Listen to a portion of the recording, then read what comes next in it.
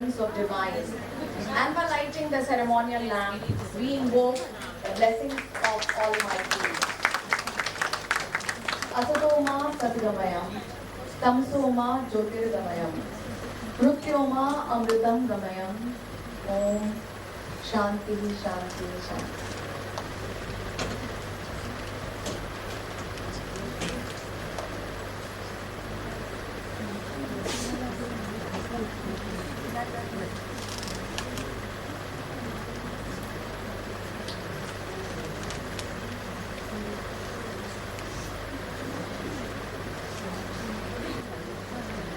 मैं डॉक्टर अनिता दक्षिणा सतीश प्रधान न्याय साधना कॉलेज की तरफ से आप सबों का तहे दिल से स्वागत करती हूँ. I welcome all of you to one-day international conference in association with ICSSR on the topic Being Me, Understanding Different Dimensions of LGBTQIA Community. जिस दिन का महीनों से इंतजार था वह आ चुका है. हमें यह सौभाग्य मिला है कि हम इस सम्मेलन को राष्ट्रीय से अंतर्राष्ट्रीय स्तर पर ले जा सकें. I extend a warm welcome to Disha Pinky Sheikh ji, our keynote speaker. NGOs, Tweet, Humsafar, Ekta Foundation, Shape India, and others, their representatives, our sponsors, ICSSR, Brightways, Logical Edu Services, Soft Corner, Honorable Shri Satish Pradhan Sir, President Dhyan Sadhana, our advisors, Birja Nandan Mishra, Mario Da Penha, our resource persons, Maya Avasthi ji, Advocate Rajendra sir, Urmi Jadhav ji, who all are there with us now, and other national and international speakers. Kamlesh Pradhan sir, Secretary Dhyan Sadhana, Mansi Pradhan ma'am, Joint Secretary, our Principal, Dr. Ganesh Bhagure, Vice Principals, Dr. Bhushan Langi, Dr. Shraddha Bhome, Vice Principal and Being Me members, Dr. Bakani, Dr. Seema Kelkar, Dr. Deuskar, media persons, research scholars, presenters from our college and from outside, all my colleagues and my dear students to this international conference. I would also like to take this opportunity to thank Naresh Maskeji, ex-mayor TMC, who has helped us in promoting our event in Thane. I'm sure आपने ये banner थाने में लगा हुआ देखा होगा पिछले 3 दिनों से, which shows that we like to be the conversation starter about the problems, challenges faced by LGBTQ community. Now a bit about the conference. This conference, the first of its kind in Thane, is under Being Me banner, which has been taken as a 5-year project and which has brought us in contact with different NGOs who has been working in this segment for quite some time. I would like to thank Dr. Neeta Sane ma'am, Nalagi ma'am, who will be joining from London, Maya Avasthi ji ma'am, for helping us and being a bridge between NGOs and us. Thank you. This conference is not only conducted to sensitize the stakeholders, but also to break all the myths, stereotypes prevailing in the society. Through this initiative, we wish to ponder over whether our education system is extensive enough for our students. We would also like to be a pioneer as a conversation starter.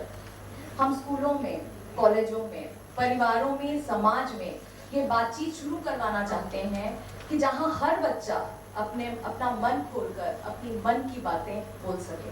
When we decided to invite research scholars, research papers, poems, articles under the able guidance of Mansi ma'am, we did not know that we would get 140 registrations in which 106 students from different faculties of our college and colleges in vicinity, few students from Kerala also would be a part of this journey called Being Me. These students, those who are going to present research papers, they will be our ambassadors in spreading their understanding. The research papers would be published in IGAIR having impact factor of 7.36. The theme of this conference was decided in consultation with our advisors, Birja and Akshay Tarfe, that is, historical perspectives and challenges faced by LGBTQ community and their expectations from us, that is, society. मैं अकेला ही चला था जानिबे मंजिल, मगर लोग साथ आते गए और कारवां बनता गया। पता ही नहीं चला कैसे हम राष्ट्रीय से अंतर्राष्ट्रीय वक्ताओं से जुड़ते गए और जो पहला नाम आया हमारे जहन में कीनोट स्पीकर के तौर पर वह था one and only TEDx talk speaker, poetess, social activist Disha ji का। Thanks a ton ma'am to be a part of this. हमने इनकी बातें लास्ट वीक सुनी है, लेकिन मन अभी भी भरा नहीं। So we look forward to your session. We have speakers from Bengal, Telangana, Maharashtra, Chicago, Geneva, New York, London, which would enable us to listen to different points of view from different continents. So without further ado, let's start our session. I would request Kamlesh Pradhan sir to felicitate Disha Pinky Sheikh ji with a small token of love and appreciation. A loud round of applause for Disha ji. It's a small token of our love to you.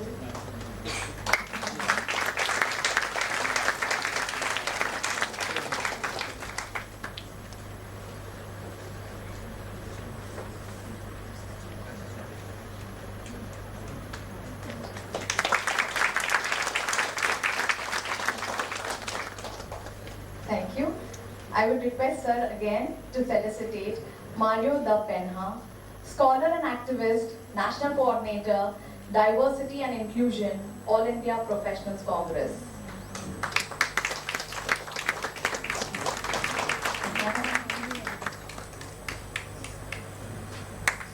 Thank you, Dan. Thank you, Dan. Now I would request Mansi ma'am to felicitate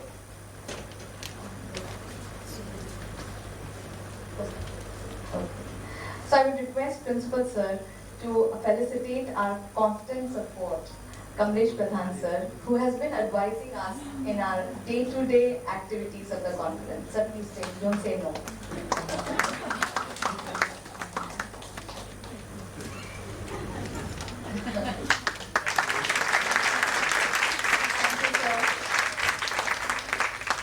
Requesting Principal Sir once again to felicitate Mansi ma'am, who has been thinking tank and the force behind this conference. The push is always the right. We don't fall down, but it keeps us moving. Please allow some As you all can see the bag, it's in rainbow color. It celebrates the diversity. Requesting Vice Principal and Secretary of Conference, Dr. Devuskar, to felicitate our benevolent Principal, Dr. Ganesh Sugure.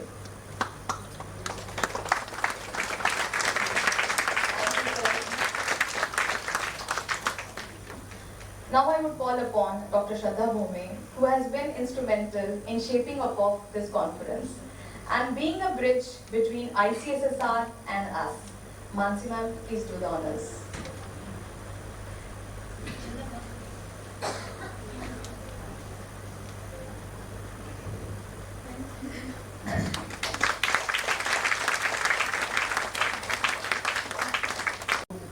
For inauguration of our abstract book,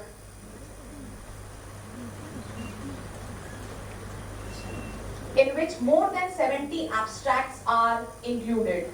दिशा जी, इस किताब में 70 से ज्यादा सारांश है हमारे बच्चों के अथक प्रयास का और उनके टीचर मेंटर्स का।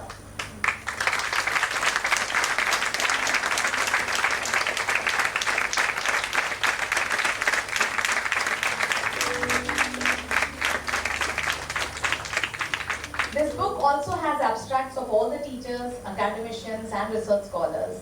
It's a moment of pride, celebration, and achievement for all of us. Congratulations to all of us. So let's clap for this moment once again. Thank you.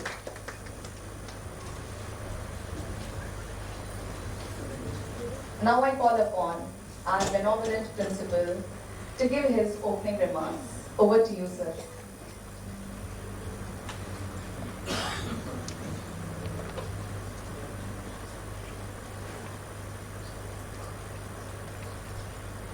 Good morning, one and all, and warm welcome for the international conference that is organized by our college. Honorable Sri Kamlesh Pradhan Sir, Secretary Nyansarna Thane, Mrs. Mansi Pradhan Madam, Joint Secretary, Sri Satish Seth Sir, Treasurer of our institute, Madam Dr. Rashmi Shukla, Director, ICSSR, University of Mumbai. Today's keynote speaker for our conference, Madam Disha Pinky Sheikh, Dr. S.P. Deoskar Madam, Dr. Anita Dakshina Madam, both are secretary for this conference, all vice principals, honorable dignitaries present for the conference, Madam Maya Avasti, Advocate Nalagi Sir, Dr. Nita Sane Madam, news reporter from various newspaper, and my dear colleague.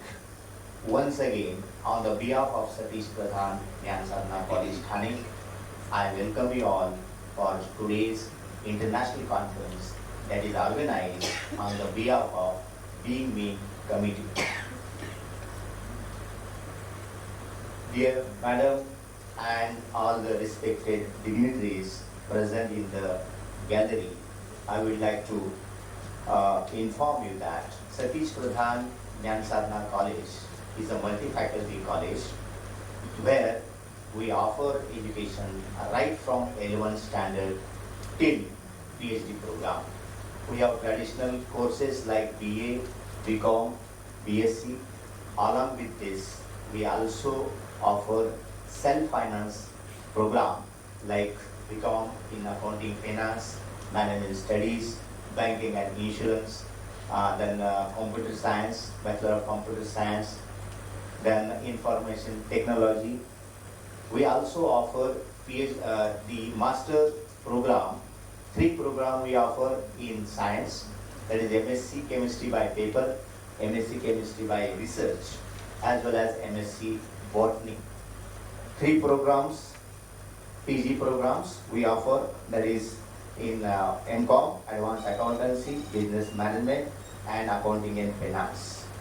Along with this, as I rightly said, we also have a research center, 2 research centers we are having.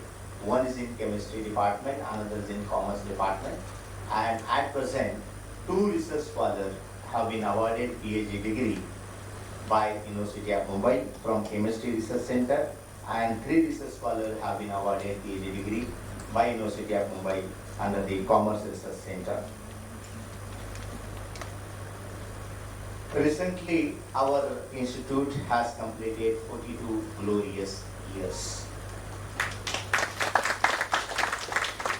And we have celebrated this day on 29th August, that is the foundation day. 20th is our foundation day, but that was on Sunday.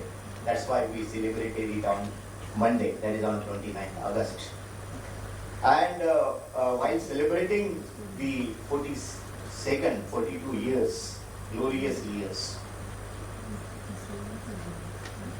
I have taken a review that apart from our contribution in academics, we have also contributed lot more in the social activity through National Service Scheme, through Guru Warrior Savi Kulkarni Vakhanmala, through Guru Warrior Savi Kulkarni Elocution Competition, GK Panse Elocution Competition, Along with this, whenever there is a natural calamities like earthquake in Gujarat that was happened in 2001, flood situation recently in Kolhapur 2019, then COVID-19 situation in 2020, again the flood situation that faced by our nearby people in Mahad and Kolhapur.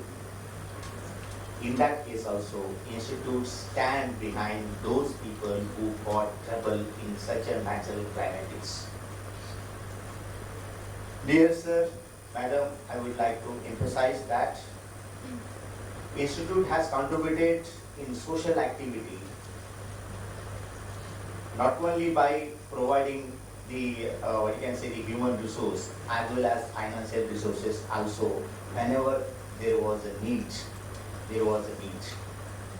And during COVID-19, one thought came, that is the second generation of our institute, the Honorable Mansi Pradhan Madam, that we are doing so much for the society. But the society which is not in a regular mode, and for that society we should do something else, and for that Being Me committee was formed in 2021, and under this committee more than 21 programs have been organized for the LGBTQI community on the various aspects. And in line with that, today we have organized the international conference wherein the resource person from Maharashtra, from India, from abroad, they are going to share their views, they are going to share their experiences, their contribution in this, for this community, they are going to share today. Along with this, from our college, as well as from the students from other colleges, more than 95 students, they are going to present the research paper in the form of poster presentation, in the form of PowerPoint presentation that is going to happen today, taking into consideration of this conference. So I wish all the best for the presenters, the student presenter, as well as the teachers who are going to present the research paper in the today's conference. I also take opportunity to congratulate the entire team of organizing committee to organize this international conference, especially Dr. S.P. Deoskar Madam. She is the Vice Principal of the Commerce Faculty. She is having many more responsibility. But apart from that, she was very much busy, right? I think more than 6 months they are doing this type of work, the arrangement of this conference. Dr. Anita Dakshina, and along with them, the driving force is there, Madam Mansi Pradhan. So I take this opportunity to congratulate you all and the entire organizing committee for this conference. I am sure in the today's conference, the discussions, the deliberations, the communications that is going to happen, it will be galvanize us as well as we will try to galvanize other people about the problems, the issues that are related with the LGBTI community. With this, I would like to conclude that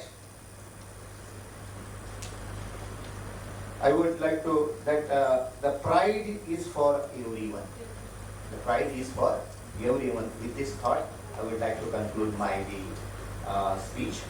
So once again, I wish all the best for the participants and all the resource persons. Thank you very much.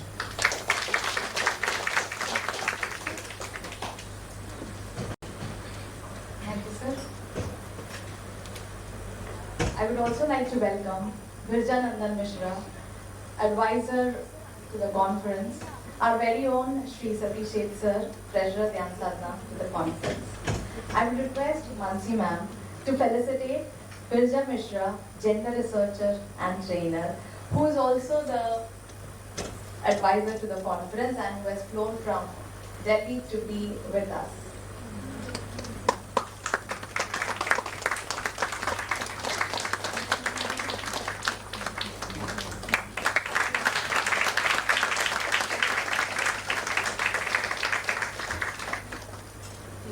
Thank you. Now I would request Kamlesh sir to address the gathering.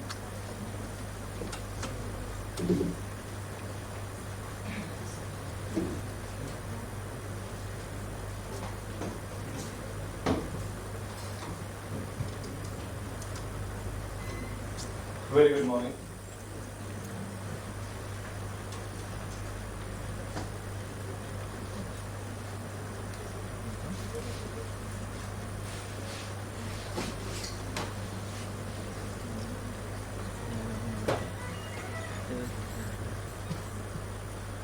आदरणीय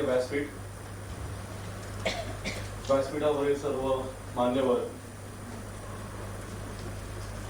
आजच्या कार्यक्रमाच्या प्रमुख पाहुण्या Disha Pinky Sheth madam, principal doctor Ganesh Bhogare sir, vice principal Devaske madam, doctor Anita Dakshina madam, आणि been मी ही संकल्पना ज्यांनी मांडली आणि रादर पुढील 5 वर्षात महाविद्यालय रेग्युलर आपण जे ऍक्टिव्हिटी करतो त्याच्या व्यतिरिक्त आपण काहीतरी समाजाला देणं लागतो आणि नेहमीच्या चौकटीत न बसता चौकटी बाहेरचा विचार करून ज्या काही गोष्टी आपण करू शकतो त्याचा विचार करून तो विचार मांडून जिनी मांडला ती मानसी प्रधान, त्या सगळ्यांचं मी मनापासून आजच्या इंटरनॅशनल कॉन्फरन्ससाठी मी स्वागत करतो. समोर बसलेले सगळे व्हाईस प्रिन्सिपल, त्याचबरोबर सर्व शिक्षक, विद्यार्थी आणि या कॉन्फरन्ससाठी भारतातून जी काही वेगवेगळी व्यक्तिमत्व आज आपल्या या सभागृहात उपस्थित आहेत त्या सर्वांचं मी स्वागत करतो. चौकटी बाहेरचा विचार करताना आपण बरेच वेळा ठराविकच गोष्टींचा विचार करतो. आपण साधारण आपल्या घराजवळच्या किंवा आपल्या बिल्डिंग मधल्या लोकांचा आपण विचार करतो, पण आपण आपल्या शहराचा आणि आपण आपल्या देशाचा आपण विचार फार पटकन करत नाही. कुठलीही गोष्ट पटवताना आपण पहिले स्वतःला ती गोष्ट समजून घ्यायला पाहिजे आणि ती स्वतःला जर पटली तर आपण दुसऱ्याला ती गोष्ट समजून सांगू शकतो. हे सर्वात महत्त्वाचं आहे. आपण नेहमी आईला आपण आदर स्थान देतो, कारण आई ही कुठल्याही मुलामध्ये वर्णभेद, जातभेद, लिंगभेद कधीही करत नाही. समाज असतो तर समाजची परिस्थिती असते, त्या परिस्थितीला ती रादर झुकतं माप देते आणि मग मुलांमध्ये भेदभाव होतो. पण आई स्वतःहून कधी त्या गोष्टी करत नाही आणि ती स्वतः जोपर्यंत जिवंत असते किंवा जोपर्यंत ती असते तोपर्यंत त्याची ती काळजी घेत असते. तिचं वयाने किती लहान मोठं आपलं मूल असेल त्याचा सर्वतोपरी आपण विकास घडवावा आणि त्या दृष्टीने ते प्रयत्न करत असतात. आजच्या दिवसभराच्या कॉन्फरन्समध्ये आपण वेगवेगळे प्रत्यक्ष अनुभव आपण ऐकणार आहोत आणि त्याच्यातूनच आपण पुढे काहीतरी नवीन गोष्टी आपल्या समोर येतील त्याचा आपण कधी कल्पना किंवा विचारही केला नसेल. कारण साधारण आपल्या आयुष्यात बऱ्याचशा गोष्टी सहजच घडतात, पण किंवा काही गोष्टी इझिली आपल्या पॅटर्नमध्ये असतात किंवा सहज गोष्टी आपल्याला मिळतात, पण बाकीच्यांना तर सगळ्यांना मिळतात असं नाही. सो ह्या सगळ्या गोष्टींचा आपण नक्कीच पहिल्यांदा अनुभव घेणार आहोत, सगळ्या गोष्टी पहिल्यांदा आपण ऐकणार आहोत आणि त्या गोष्टी आपण समजून घ्यायचा प्रयत्न करूया. कारण जर तुम्ही साधारण लोकल ट्रेनमध्ये प्रवास केला, तुमच्या बाजूला कुठली व्यक्ती आहे तुम्हाला माहीत नसतं, तुम्हाला त्याचं नावही माहीत नसतं, पण सहप्रवासी म्हणून तुम्ही नक्की त्या व्यक्तीला तेवढा रिस्पेक्ट देता. तसंच तुम्ही जसं वागाल तसं समोरचा व्यक्ती तुमच्याशी वागतो आणि बोलतो. सो मला असं वाटतं की आपण ह्या नवीन पर्वाला आपण सुरुवात केलेली आहे. सो आपण स्वतःला समजून घेण्याबरोबरच आपण इतरांना समजून घेऊया. इतर गोष्टींची जाणीव आपल्याला झाली की समोरच्या व्यक्ती कुठल्या परिस्थितीत गेलेला आहे किंवा तो कुठे उभा आहे आणि नवीन पिढीला घडवताना तर ह्या सगळ्या गोष्टींचा आपण विचार करूया की रेग्युलर शैक्षणिक ज्ञान तर आपण देतोच, कारण त्याच्यासाठी आपलं महाविद्यालय आहे, पण त्याचबरोबर तो समाजातल्या सगळ्या घटकांबरोबर कसा उभा राहतोय आणि कसा वागतोय याला जास्ती महत्त्व आहे. आणि हे आपण आजच्या कॉन्फरन्समधून मला वाटतं आपण साध्य ह्या गोष्टीचा आपण प्रयत्न करूया की कुठलाही माणूस व्यक्ती समोर आला तरी त्याला आपण कसं ट्रीट करतोय ॲज अ माणूस म्हणून, ते जर आपण चांगल्या प्रकारे आपण आपल्या मुलांना किंवा विद्यार्थ्यांना आपण समजू शकलो तर मला वाटतं आजच्या कॉन्फरन्सचं फलित एक असावं.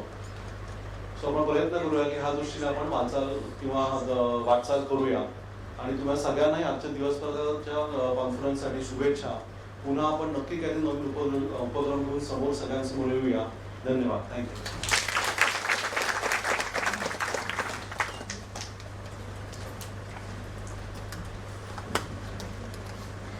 Thank you, sir. I would request Vice Principal and Being Advisory Member, Dr. Seema Ketkar, to introduce our keynote speaker.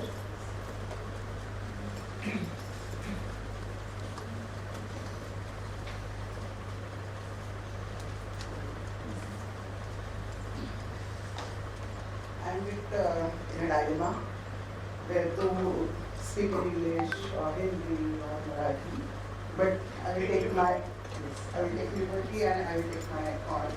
So first and foremost, thank you very much, Anita, and very good morning to all of you. I welcome you all once again, of course, on behalf of our college and on behalf of the conference.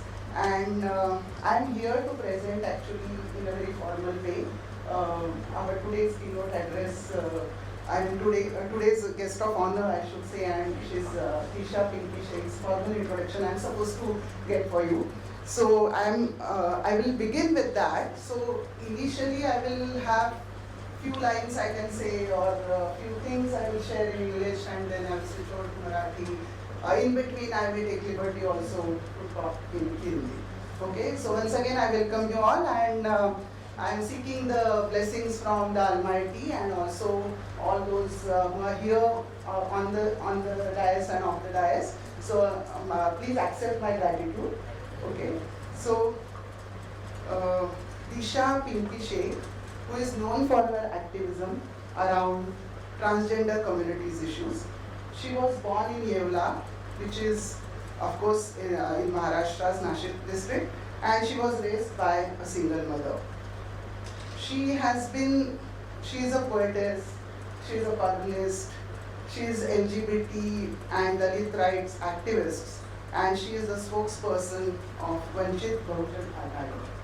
She is working towards inclusion, and she is hopeful to have the entire LGBTQ community joining the mainstream.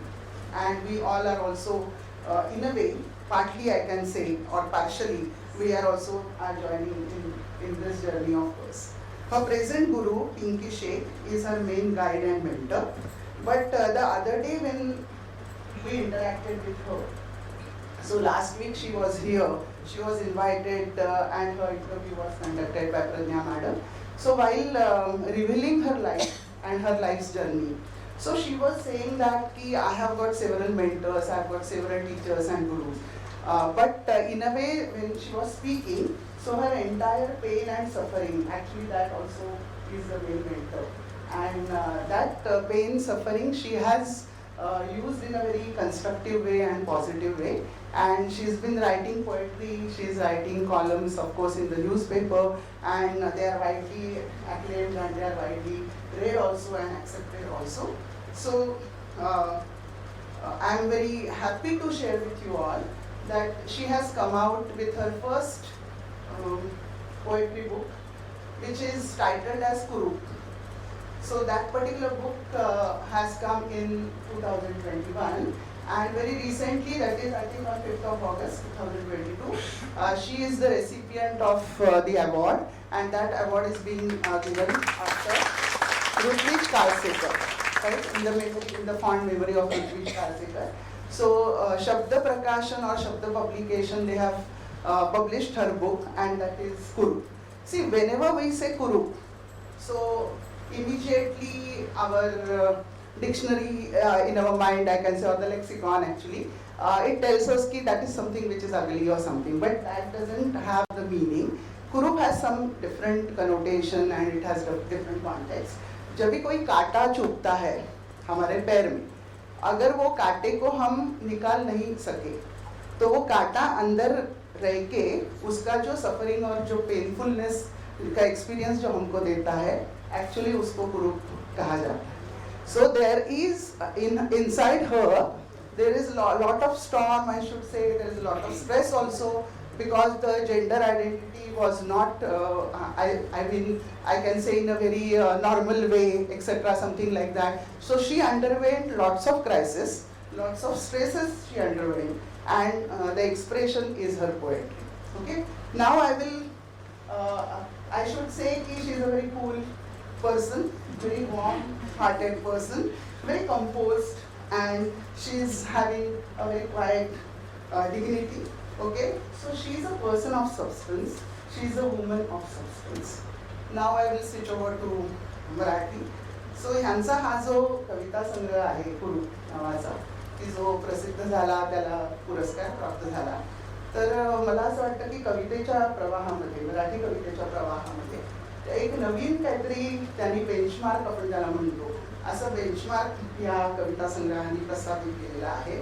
आणि दिशा ताई असं म्हणतात नेहमी की actually अजून खूप सारे अंधारे कोपरे आहेत की जे उजळवायचे आहेत. म्हणजे अजून खूप सारे असे अनॲड्रेस्ड म्हणा किंवा नॉट ॲड्रेस किंवा ज्यांचं आपण काही ॲक्नॉलेज केलेलं नाही, रिकग्नाइज केलेलं नाही, अशा बऱ्याच काही गोष्टी आहेत, बऱ्याच वेदना आहेत, बरंच काही म्हणायचं आहे की जे अजून लोकांनी ऐकलेलं नाही. तर मला असं वाटतं की दिशाताई फक्त तुमच्यामधले अंधारे कोपरे उजळवायचे तसं नाही, तर मला असं वाटतं की जे आम्हाला नॅचरली मिळालं आणि आम्हाला वाटतं की तो आमचा हक्क आहे वगैरे, तर आमच्यामध्ये सुद्धा खूप सारे असे अंधारे कोपरे आहेत. आणि मला खात्री आहे की तुमच्या आजच्या विवेचनानंतर आमच्यातले हे जे अंधारे कोपरे आहेत, ते अंधारे कोपरे उजळण्यासाठी जी प्रक्रिया आहे ती प्रक्रिया नक्की सुरू होईल. तर या कविता संग्रहाने आपण असं बघतो की जी रूढ परंपरा होती कवितेची ती मोडलेली आहे. आणि लिंगाधारित भेदभावाचा बळी ठरलेल्या LGBTQ व्यक्ती समूहामधल्या पारलिंगी स्त्रियांचा जो मोठा वर्ग आहे, तर त्या मोठ्या वर्गाचं जे दुःख आहे ते दुःख लोकांच्या समोर आणलं आहे. पारलिंगी असणं म्हणजे काहीतरी दोष आहे किंवा काहीतरी गुन्हा आहे असं तर काहीच नाही.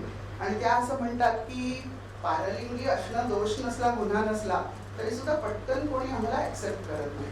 तर त्यांचं असं म्हणणं आहे की सोशल मीडिया हा असा एक प्लॅटफॉर्म आहे की ज्याच्यामध्ये तुमचं जेंडर किंवा तुमचं सेक्स म्हणा, जेंडर म्हणा, तुमचं बाकीचं स्टेटस जे काय असतं तर ते तुम्हाला विचारत नाही. म्हणजे ती जी आयडेंटिटी असते तुमची, ती आयडेंटिटी ही झाकलेली राहते आणि तुम्ही सोशल मीडियाचा अत्यंत कन्स्ट्रक्टिव्ह आणि प्रभावीपणे तुम्ही वापर करू शकता.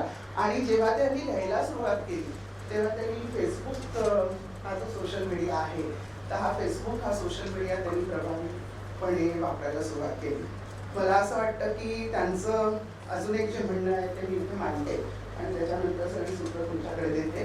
त्या असं म्हणतात की बदल होईल, देअर विल बी चेंज. बदल होईल म्हणून किती काळ वाट पाहायची. म्हणजे आपण नुसतंच वाट बघत बसलं तर कदाचित तो बदल आपल्यापर्यंत येणार पण नाही. आपण काळाच्या झटपेत कदाचित निघून जाऊ आणि बदल आपल्यापासून दूरच राहील. सो बदल होईल म्हणून किती काळ वाट पाहायची, आपणच त्या बदलासाठी पुढाकार घेतला पाहिजे असं त्यांचं ठाम मत आहे.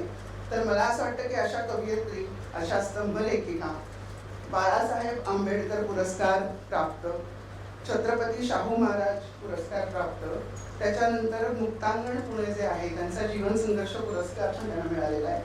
कायद्याने वागा म्हणून एक लोक चळवळ आहे, तर त्याच्या अंतर्गत त्यांना सावित्रीबाई हा पुरस्कार मिळालेला आहे. नंतर अंधश्रद्धा निर्मूलन समिती पनवेल त्यांचा जो दाभोळकर पुरस्कार आहे तोही त्यांना मिळालेला आहे.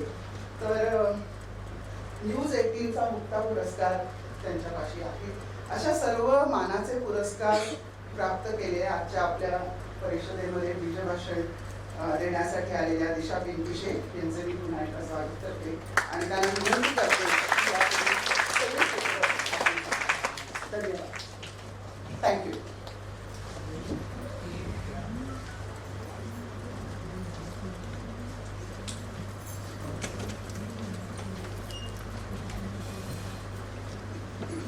Good morning. आणि इकडे सभागृहात बसलेल्या सगळ्या विद्यार्थ्यांना पण गुड मॉर्निंग. बिंग मीची संकल्पना मला असं वाटतं की ही सुरुवात आहे या सगळ्या परिवर्तनाच्या वाटेने जाण्याची. आणि मी दुसऱ्यांदा इथे येते, मी स्वतःला त्या मनाने भाग्य वगैरे मी मानत नाही, तरी पण आपल्याकडे अजून भाग्याला, लकीला दुसरा शब्द तयार झालेला नाही किंवा तसा अजून कोणी केलेला नाही, म्हणून मला असं वाटतं की तोच वापरावा लागेल. आमचं लकी परत एकदा एक रिप्रेझेंट होते. त्यातल्या त्यात अजून मी लकी आहे की आज मला जे ज्या गुरुस्थानी आहेत, पण मी त्यांना गुरु कधीच म्हणले नाही, ताईच म्हणले, अशा उर्मिताई आज मला समोर दुसरं ऐकणार, त्याचं मला फार कौतुक आहे. कारण त्यांचं काम माझ्याही पेक्षा खूप मोठं आहे. मला शब्दात मांडता आलं आणि त्यांना त्यांचं काम शब्दात मांडता आलं नाही एवढंच काही फरक. आणि फार इमोशनल आहे त्या समोर बसलं तर. मुंबईत माझी स्टार्टअप राहिलेली, त्याच्यामुळे मुंबईमध्ये खूप साऱ्या चांगल्या आणि वाईट सुद्धा आठवणी आहेत. तिथंच मला परत ह्या कार्यक्रमाला उपस्थित राहावं लागलं. कार्यक्रमाची सगळी आयोजक टीम आणि जे पेपर वाचणारे सगळे स्टुडंट, प्राध्यापक, अभ्यासू वर्ग, सगळ्यांना परत एकदा मी माझ्या क्रांतिकारक जय भीम पेश करते. जय भीम. असं लेंदी होता जय भीमला, त्याचं कारण सांगावं लागतं पूर्ण सगळं का जय भीम. कारण की या देशाचं संविधान डॉक्टर बाबासाहेब आंबेडकरांनी दिलं. ते फक्त आणि फक्त कुठल्या तरी स्पेसिफिक याच्याशी जॉईंट करू नका बघू. आज मी तुमच्यासमोर उभी ही डॉक्टर बाबासाहेब आंबेडकरांमुळे. आज मी बोलू शकते ही डॉक्टर बाबासाहेब आंबेडकरांमुळे. सावित्रीबाई फुलेंचा, महात्मा फुलेंचा, छत्रपती शाहू महाराजांचा, संत तुकारामांचा, संत जनाबाईचा किंवा बुद्धाचा, तथागत बुद्धाचा, अशोकाचा, या सगळ्यांचा लढा ज्यांनी अर्थ काढून संविधानात ओतला ते डॉक्टर बाबासाहेब आंबेडकर. म्हणून मी सुरुवात करताना जय भीम म्हणतो.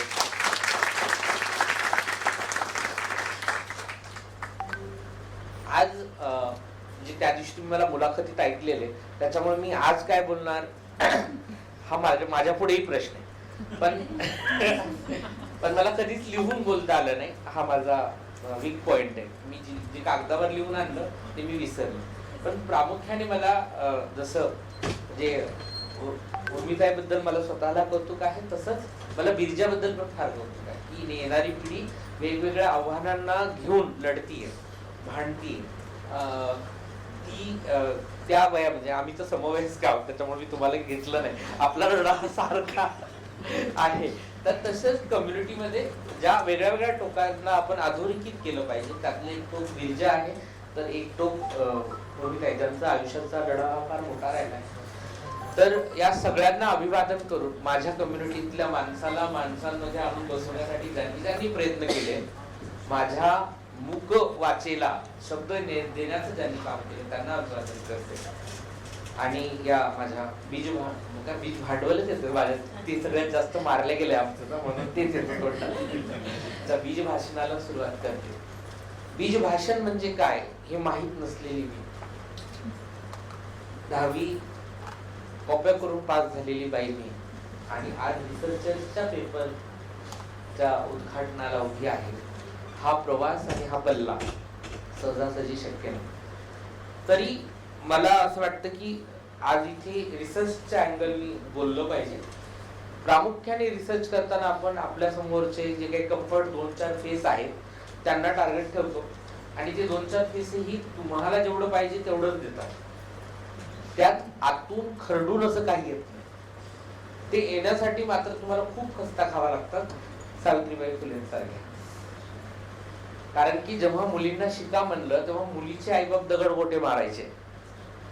जेव्हा सेक्स वर्कर महिलांच्या शारीरिक मानसिक आरोग्यासाठी आंदोलनं किंवा चळवळी सुरू झाल्या किंवा काही प्रोग्राम सुरू झाले, त्यावेळेस ते प्रोग्राम सुरू करणाऱ्यांना त्या भागातील महिलांनी दगडगोट्यांनी, दांड्यांनी मारलं की तुम्ही आमच्या पोटावर पाय मारायला आलायत का.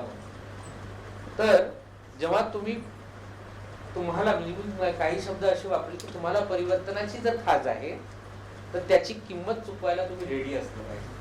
त्याच्याबद्दलचं जे समर्पण भाव आहे, डेडिकेशनचा उच्चार माझा चुकला असता म्हणून मग समर्पण भाव तो तितका आहे का, तो तिथपर्यंत जाण्याची तुमची मानसिकता आहे का. तुम्ही फक्त काहीतरी युनिक रिसर्च करणार आहे, मी काहीतरी वेगळं सर्च करणार आहे, मला काहीतरी वेगळा शोध लागलाय, आपल्याला असं काही करायचंय का, म्हणजे मला अजून नाही वाटत.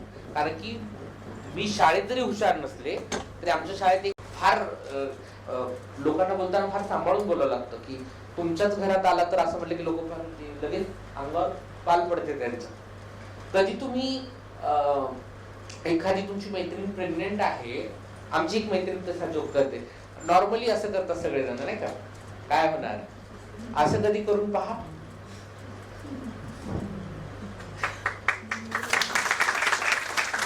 असं कधी करून पाहिले का, थांब जर आपण ओळखू बरं काय होणार तुला, मेल फिमेल ऑर ऑदर, कधी पाहिलं असं करून का. तर आम्ही ठरवतो की ऑदर म्हणजे शाही, ऑदर म्हणजे अनकम्प्लीट, ऑदर म्हणजे शिवी, ऑदर म्हणजे अरे रे वाईट झालं यांच्यासोबत.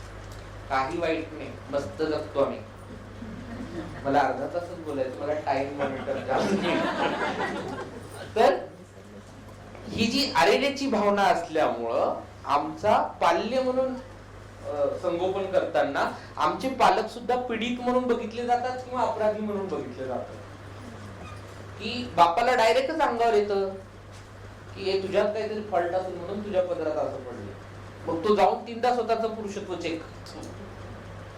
तर जेंडर न्यूट्रल एज्युकेशन नाही, काउन्सिलर नाही शाळांमध्ये, त्यासोबत पालकांचंही काउन्सिलिंग करणाऱ्या व्यवस्था आपल्या इथं उपलब्ध नाही. पालकांचं काउन्सिलिंग केलं तर जेव्हा तरुण अवस्थेमध्ये जोडीदार म्हणून मी एखाद्या पुरुषाला निवडते किंवा एखादी मुलगी एखाद्या मुलीला निवडते, तेव्हा पालकांनी ते सहज स्वीकारलं पाहिजे. तुम्हाला 2 वेळच्या जेवणाशी मतलब ना, पालक म्हणून तुमची रिस्पॉन्सिबिलिटी सिस जेंडर हेटेरोसेक्शुअल ज्या सुना घेतात ती जबाबदारी आम्ही घेण्याशी मतलब ना.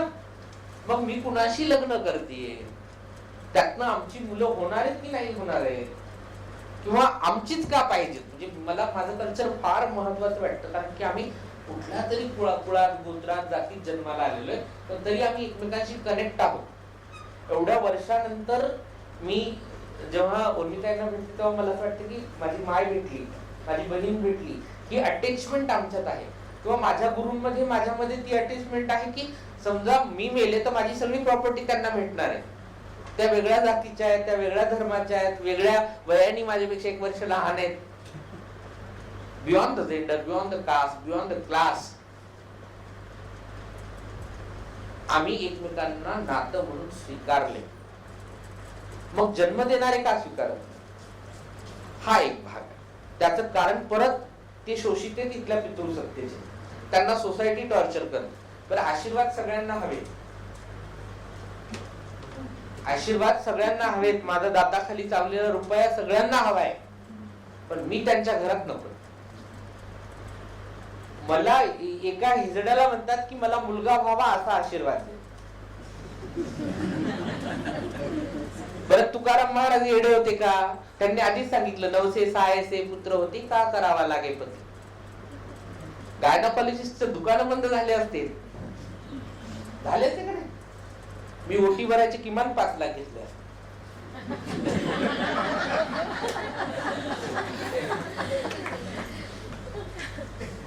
ह्या साध्या आणि बेसिक गोष्टी आहेत ज्याचा समाजाचा खूप हे सगळं हे जे आहेत नाही धाग्यात धागे आहेत. तरुण अवस्थेमध्ये आम्ही बाळ दत्तक घेऊ शकतो, आम्ही बाळ एखाद्याचं दुसऱ्याचं सांभाळू शकतो, आणि बाळ नसलं ज्यांचे आहेत म्हणजे आहेत त्यांची सांभाळतीलच ही गॅरंटी का? बरं, सांभाळण्यासाठी बाळ जन्माला घालतो का आपण? माणूस हा ना फार स्वार्थी प्राणी. चिमणी कधीच म्हातारपण काढण्यासाठी लेकर जन्माला घालत नाही. किंवा गाय बैल जे आहेत ते स्वतःचं बाळ हे स्वतःला म्हातारपणी चारा आणून खाऊ घालील म्हणून जन्माला घालत नाही. माणसाला थोडी बुद्धी वाढवा मिळाली तर माणूस स्वतःचं म्हातारपण म्हणजे फिक्स डिपॉझिट बँकेत कसं 5 लाख एफडी टाकतो आपण आणि मग ते एफडीचं व्याज म्हातारपणी मिळेल अशी अपेक्षा, तसं सेम मुलांकडे बघतो आपण की कशात जास्त बेनिफिट. त्याला फोटोग्राफर व्हायचं असतं, आपण म्हणतो नाही नाही इंजिनियर व्हायचं, तिकडं कमाई जास्त. त्याला दुसरं काहीतरी, आम्ही त्याला एफडी म्हणूनच बघतो, त्याला मुलगा म्हणून किंवा मुलगी म्हणून नाही पाहत, बाळ म्हणून नाही पाहत. आणि जर ते आपल्या कन्सेप्टच्या आपण ठरवलेल्या चौकटीच्या बाहेर वागत किंवा जगत असेल तर आपली एफडी बुडते, जशी देशातल्या बँका बुडत आहेत सध्या. आणि मग बुडल्यानंतर ज्या बँकेच्या बाहेर जशी लोक टाको फोडतात तसे हे पालक टाको फोडतात की आमची बँक बुडाली, आता आमचं म्हातारपण कसं होणार, आमचं पोरग नादाला लागलं हिजड्याच्या, आमची पोरगी नादाला लागली दुसऱ्या पोरीच्या, किंवा बघा पोरच नादाला लागले एकमेकांच्या. हे बँक बुडीत खात्यात असलेले पालक हे सगळ्यात जास्त शोषणाचे, ते स्वतःही शोषित आहेत पण ते आमच्या शोषणाच्या केंद्रस्थानी उभे राहतात. ते जर आमच्या पाठीमागे उभे राहिले तर आमचं शोषण करायला इतरांना संधी मिळणार नाही. आम्ही सकाळी बोलताना आमच्या मित्राचा दाखला निघाला अनिकेत गुळवणीचा, आणि मी फार इमोशनल त्याच्याबद्दल. पण तरीही मला धाडसानं सांगा वाटतं की अनिकेतपेक्षा मी त्याच्या आईचं कौतुक फार करते. स्वतःचा मुलगा त्याच्या पार्टनर सोबत स्वीकारणं आणि त्याला सोबत घरात घेऊन राहणं, तू कुठेही जायचं नाही, माझ्या सोबत राहा, याला डेअरिंग लागते. की जग काय तुला आणून खाऊ घालणार नाहीये, तू माझ्यासोबत राहा, माझं लेकरू आहेस, एवढं म्हणायला पालक कचरतात. तिसऱ्या बोटाला जसं घाबरतात ना तसं. यंग याच्यामध्ये जेव्हा तुम्ही तरुण होता, तुम्ही एज्युकेशन मधनं बाहेर पडता, स्वतःचा संसार सुरू करता किंवा काम सुरू करता, तिथं सुद्धा LGBTIQ ला काय अपॉर्च्युनिटीज आहे. आज तुमच्या सगळे प्रोफेसर वगैरे तुमच्या स्टाफ मध्ये एखादा गे आहे हे कॉन्फिडेंटली तुम्हाला कोणी येऊन सांगू शकतं का? असं वातावरण तुमचे काय? येस, ओके ओके, 5 मिनिटात आवडणार आले, तरुणपणापर्यंत आले. येस, मला अर्धा तास सांगितलं होतं, मी तो कव्हर अप करण्याचा प्रयत्न करते. तर आपल्या स्टाफ मध्ये जर सांगण्याची हिंमत नसेल कुणाची की मी गे आहे, तर आपल्या इथलं वातावरण जेंडर न्यूट्रल आहे का हे सगळ्या तरुणांनी किंवा सगळ्या लोकांनी तपासून बघणं गरजेचं आहे. म्हणजे हे जर शिक्षक प्रांतामध्ये नगरपालिकेत एखादा झाडू मारणारा जर गे असेल, त्यानं तर सांगूच नाही कुणाला, कारण की मग सुपरवायझरच तुम्हाला झाडू मारायच्या म्हणजे दुसऱ्याच कामाला बोलवेल. तुमचं शारीरिक शोषण तिथे होणार. LGBTIQच्या अशा शारीरिक शोषणाच्या केसेस कितीतरी आहेत की ज्या कंप्लेंट होत नाही. कामाच्या ठिकाणी सेन्सिटायझेशन नसल्यामुळं LGBTIQ काम करणार कुठं?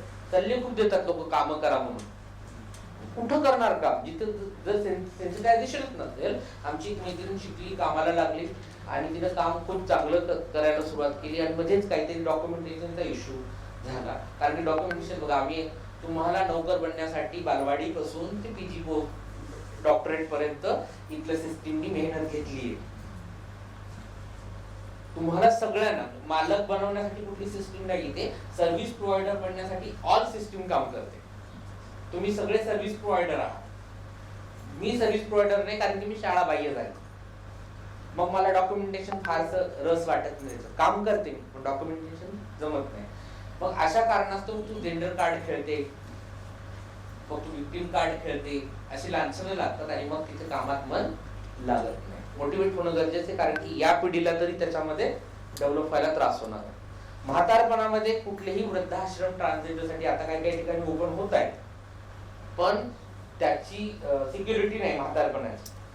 कारण की आपल्या इथली सिस्टीम म्हातारपणाला ज्या लागणाऱ्या पेन्शन असेल, आरोग्य सुविधा असतील, बाकीच्या ज्या काही इतर म्हाताऱ्यांना लागतात त्या सुविधांच्या LGBTला पण लागतात, किंवा त्यांचं म्हातारपण लवकर चालू होतं. म्हणजे मी एका पेन्शन योजनेत गेले होते, तिथं मी म्हणलं होते की आदिवासी महिला आणि ट्रान्सजेंडर्सची पेन्शनची जी काही हे आहे लिमिट, एज लिमिट आहे, ती 40 करावी. कारण की तुम्ही 60 ओलांडलेले ट्रान्सजेंडर बघायलाच मिळणार नाही. कारण की त्यांचं एकंदर त्यांनी वेगवेगळ्या हार्मोनल चेंजेसला फेस केलेलं असतं, त्यांच्या हाडांचे इश्यू असतात, त्यांना वजन वाढल्यामुळं BP आणि बाकीचे आजार लागतात आणि ते त्याच्यामध्ये जातात. तर मग काय करायचं 60 नंतरच्या पेन्शनचं, तर 40 नंतर पेन्शन आहे. आता हे सगळ्या याच्यामध्ये बरेच मुद्दे, जे एक अख्खा दिवस आपण याच्यावर बोलू शकतो, त्याच्यातले वेगळे वेगळे कागोरे काढत. न्याय व्यवस्थेमध्ये जागा नाहीये, कारण की कुठलेही स्पेशल ऍक्ट ट्रान्सजेंडरच्या सिक्युरिटीसाठी काम करत. म्हणजे आपल्या इथे छोटंच उदाहरण देते, जर महिलेवर बलात्कार केला तर 7 वर्षाची शिक्षा होते जर ती महिला वाचली. पण LGBTIQ कम्युनिटीमध्ये जर ट्रान्सजेंडर्सवर रेप झाला तर 3 वर्षाचा कारावास. 2018चे ट्रान्स बिल मध्ये ते ऍक्ट आहे, 19ला ते अपडेट झालं त्याच्यामध्ये. आता मला सांगा की बायकांवर होणारा बलात्कार आणि हिरण्यांवर होणारा बलात्कार काय फरक आहे, जेणेकरून शिक्षेत एवढी तफावत आहे. दुसरी गोष्ट, पॉलिसी मेकिंग मध्ये आरक्षणाचे सर्वार्थीने योग्य असलेले आम्ही, कर्नाटक गव्हर्नमेंट आम्हाला सामील करून घेते स्वतःच्या आरक्षणाच्या याच्यामध्ये. छत्तीसगड सारखं मागास बनवलेलं राज्य आम्हाला एक्सेप्ट करतं. तेलंगणा सारखं गव्हर्नमेंट आम्हाला एक्सेप्ट करतं. महाराष्ट्र जिथं पुरोगामित्वाच्या शब्द खाल्ल्या जातात त्या महाराष्ट्रामध्ये आमच्यासाठी शैक्षणिक धोरण नाही, आमच्यासाठी आरोग्यविषयक धोरण नाही, आमच्यासाठी मेनस्ट्रीम मध्ये येण्यासाठीचं आरक्षणात्मक धोरण नाही, राजकीय प्रतिनिधित्वाचं धोरण तर नाहीच नाही, कारण की आम्ही वोटिंग बँक नाही आहोत. या सगळ्या पद्धतीच्या अडचणींना फेस करत कम्युनिटी काम करते. ती कम्युनिटी तुम्हाला म्हशीचे शिंग काढून कधीच समर्पण होणार नाही. त्याच्यामुळे तुमचे रिसर्च पेपर कितपत डेप्थ मध्ये आहेत हे परत परत तुम्ही तपासून बघा, कारण की कम्युनिटी इंटरव्ह्यू तुम्ही 50 लोकांचे इंटरव्ह्यू घेतले असतात, मी कॉन्फिडेंटली सांगते त्याच्यातल्या 35 ते 40 लोकांनी तुम्हाला खोटी माहिती दिली आहे. फक्त 4 ते 5 लोक असतील जे तुम्हाला खूप समर्पण भावनेने सांगतील, कारण की त्यांना असं वाटतं की उद्या त्याला बदल व्हावा. पण 35 लोक घाबरलेले तुमचं. आम्हाला रिसर्चचा कंटाळा आलाय. प्रत्येकालाच वाटतं की मी ट्रान्सजेंडर्सच्या रिलेटेड काहीतरी टॉपिक घेतलाय तर अजून काहीतरी विशेष करतो, पण ते मला असं वाटतं की मैत्री भावनेतनं व्हावं. आधी आमच्याशी ओळख करा, आमच्या सोबत राहा, आम्हाला घेऊन मूवीला जा, आम्हाला घेऊन शॉपिंगला जा. आमच्या पैशाने आम्ही आमची शॉपिंग करू. तुमच्या सहवासात फिरू द्या ना. या हॉलमध्ये तुम्हाला रिस्पेक्टेबल आहे, पण अजूनही रिक्षात माझ्या शेजारी कोणी बसत नाही, बसमध्ये कोणी माझ्या शेजारी बसत नाही. आणि हा माझा नाही, माझ्यापेक्षाही जास्त काम करणाऱ्या उर्मितांचाही अजूनही अनुभव असेल. आम्ही अजूनही आयडेंटिटीसाठी भांडतोय. तर या सगळ्या लढ्यांना तुमच्या पेपर्स मध्ये येऊ द्या, रिसर्च मध्ये येऊ द्या. की इंटरनॅशनल कॉन्फरन्स आहे, जागतिक पातळीवर आय होप सो ट्रान्सजेंडर्सचे लढे याच्या पुढचा टप्पा गाठलेले असतील आणि त्यांचा लढा काय वेगळा असेल. मी फार वेळ घेतलाय तुमचा, मला जेवढं जमलं तेवढं मी बोलले, तुम्ही ऐकलं त्यासाठी धन्यवाद. आयोजकांनी मला संधी दिली परत इथे बोलण्याची, तर सगळ्यांचे आभार मानते. ते बिन मी असं चालत राहावं आणि अंधारात जेवढे काही कोपरे आहेत, म्हणजे फक्त मी नाही, मी म्हणते की पालावरचा पारखी अजून अंधारात आहे. घरामध्ये वर्षानुवर्ष पिढ्या जिला स्वतःची आवडती भाजी माहित नाही अशा बायका अंधारात आहेत. अंध, अपंग आणि मनोयात्री ते अंधारात आहेत. मजूर जो आजही वेठबिगारी कायदा आपल्याकडे लागू नसताना जे तुम्ही वेठबिगारी ठेवतात तरी हजारो वेठबिगारी काम करणारे भैये तुम्हाला मुंबईत बघायला मिळतील. एवढ्या छोट्या छोट्या गाड्यांवर पडून आपलं आयुष्य व्यतीत करणारा अख्खं तारुण्य या मुंबईच्या कचऱ्यात घालणारी लोक तुम्हाला भेटतील. त्या सगळ्यांना उजाळायची गरज आहे, फक्त मला नाही. त्या दिवशी तुम्ही मी असं राहणार नाही. हा आपला लढा होईल आणि खऱ्या अर्थाने पारिंदी समुदायाला त्यांच्या न्याय हक्काची जागा मिळेल. सगळ्यांना सदिच्छा अच्छा या प्रोग्रामसाठी. जय भीम. जय Bhim.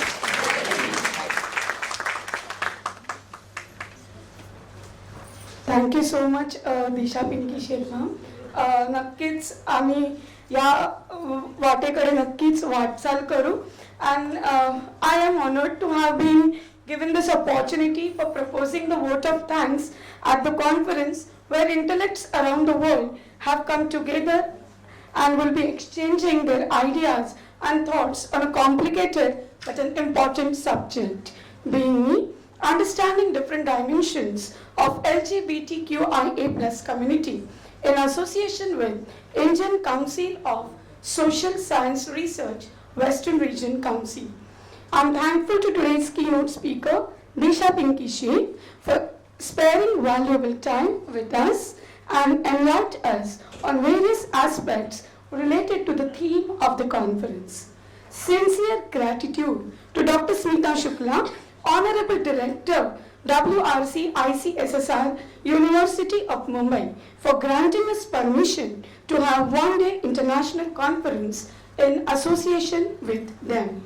I owe my deep gratitude to Honorable Shri Satish Pradhan Sir, President and Founder Trustee, Joint Secretary Nana Sadhana Thane, Kamlesh Pradhan Sir, Mrs. Manasi Pradhan Ma'am, Joint Secretary, Treasurer Shri Satish Shet Sir, for their constant support and motivation to do new endeavors time to time. I am also thankful to ex-Mayor Naresh Maske Sir, Thane Municipal Corporation and other authorities for their support in organizing and publicity of their program. Sincere thanks to our young, dynamic and cheerful principal, Dr. Ganesh Bagure Sir, for untiring support and logistic help time to time. Special thanks to our advisors of the conference, Madhav Penha and Birjanandan Mishra. I'm thankful to all my colleague vice principals, Arts, Science and Commerce faculty, Secretary of the conference, Dr. Sanjot Deuskar, Dr. Anita Dakshina, all the members of organizing committee of the conference. Special thanks to all the faculty members, the entire technical team of today's conference, and also support staff for their perfect logistic support time to time. The conference is incomplete without the participation of all NGOs who play an important role for upliftment and development of the society by promoting issues which otherwise no one is aware of. I thank such eminent NGOs like TWIT Foundation, Humsafar Trust, Ekata Foundation, Shape India, and others.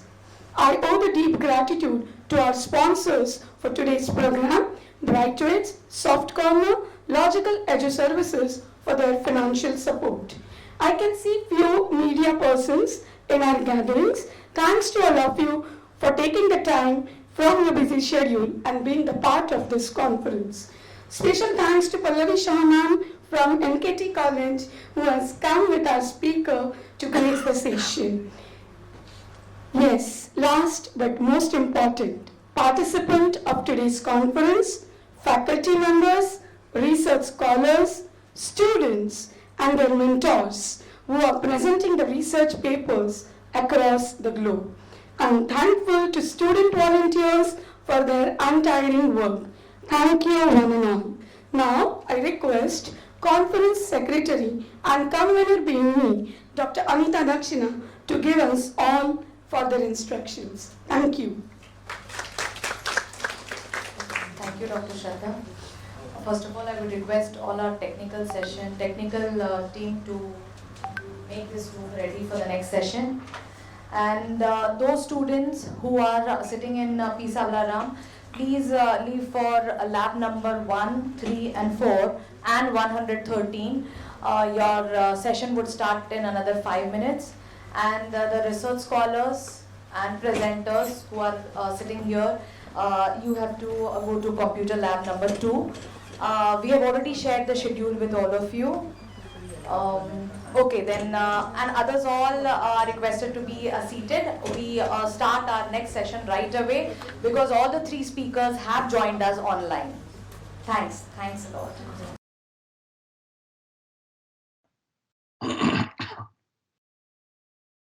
A very warm good morning to one and all. I, Dr. Afreen Eksambi, welcome you all to this technical session 3 of one-day international conference on Being Me, Understanding Different Dimensions of LGBTQIA+ community. Now, this session is going to be an interactive session wherein we have speakers who will throw insight on medical, psychological, legal, sociological perspective and policy making part of LGBTQIA+ community. To make this session very informative one, we have some renowned personalities from all these different fields. We'll start with our first speaker of the session. So before we start, one important note to all these speakers that already we have started late. So you all will be getting 20 minutes of time for your speech. We'll start with our first speaker of the session 3, Dr. Anand Joshi, who will cover the medical aspects of this. Dr. Anand Joshi has completed his MBBS from Mumbai University. He has completed his MS in General Surgery and Diplomat of National Board in Plastic Surgery. Apart from medical qualification, he has also completed his LLB from Mumbai University. Dr. Anand Joshi has published research papers in European Journal of Plastic Surgery and British Journal of Plastic Surgery. He has attended and presented papers at various medical conferences in Mumbai, Bangalore, Chennai, etc. Dr. Joshi has affiliations and membership of various associations, to name a few: Associations of Plastic Surgeons of India, Maharashtra Association of Plastic Surgeons, Association of Hair Restoration Surgeons India, etc. Dr. Anand Joshi has been a part of many charitable medical activities at Chiplun, Gujarat, Palghar, and Vashand. Barring his medical achievements, Dr. Anand Joshi is an enthusiastic cricket and football player. He's a nature lover with lots of interest in mountaineering and trekking. He is fascinated by Indian classical music and also shows interest in bird and wildlife photography. He has an inner interest to serve the society by contributing for upliftment of rural India. Over to you, sir. So you can start with your. A very good morning to all.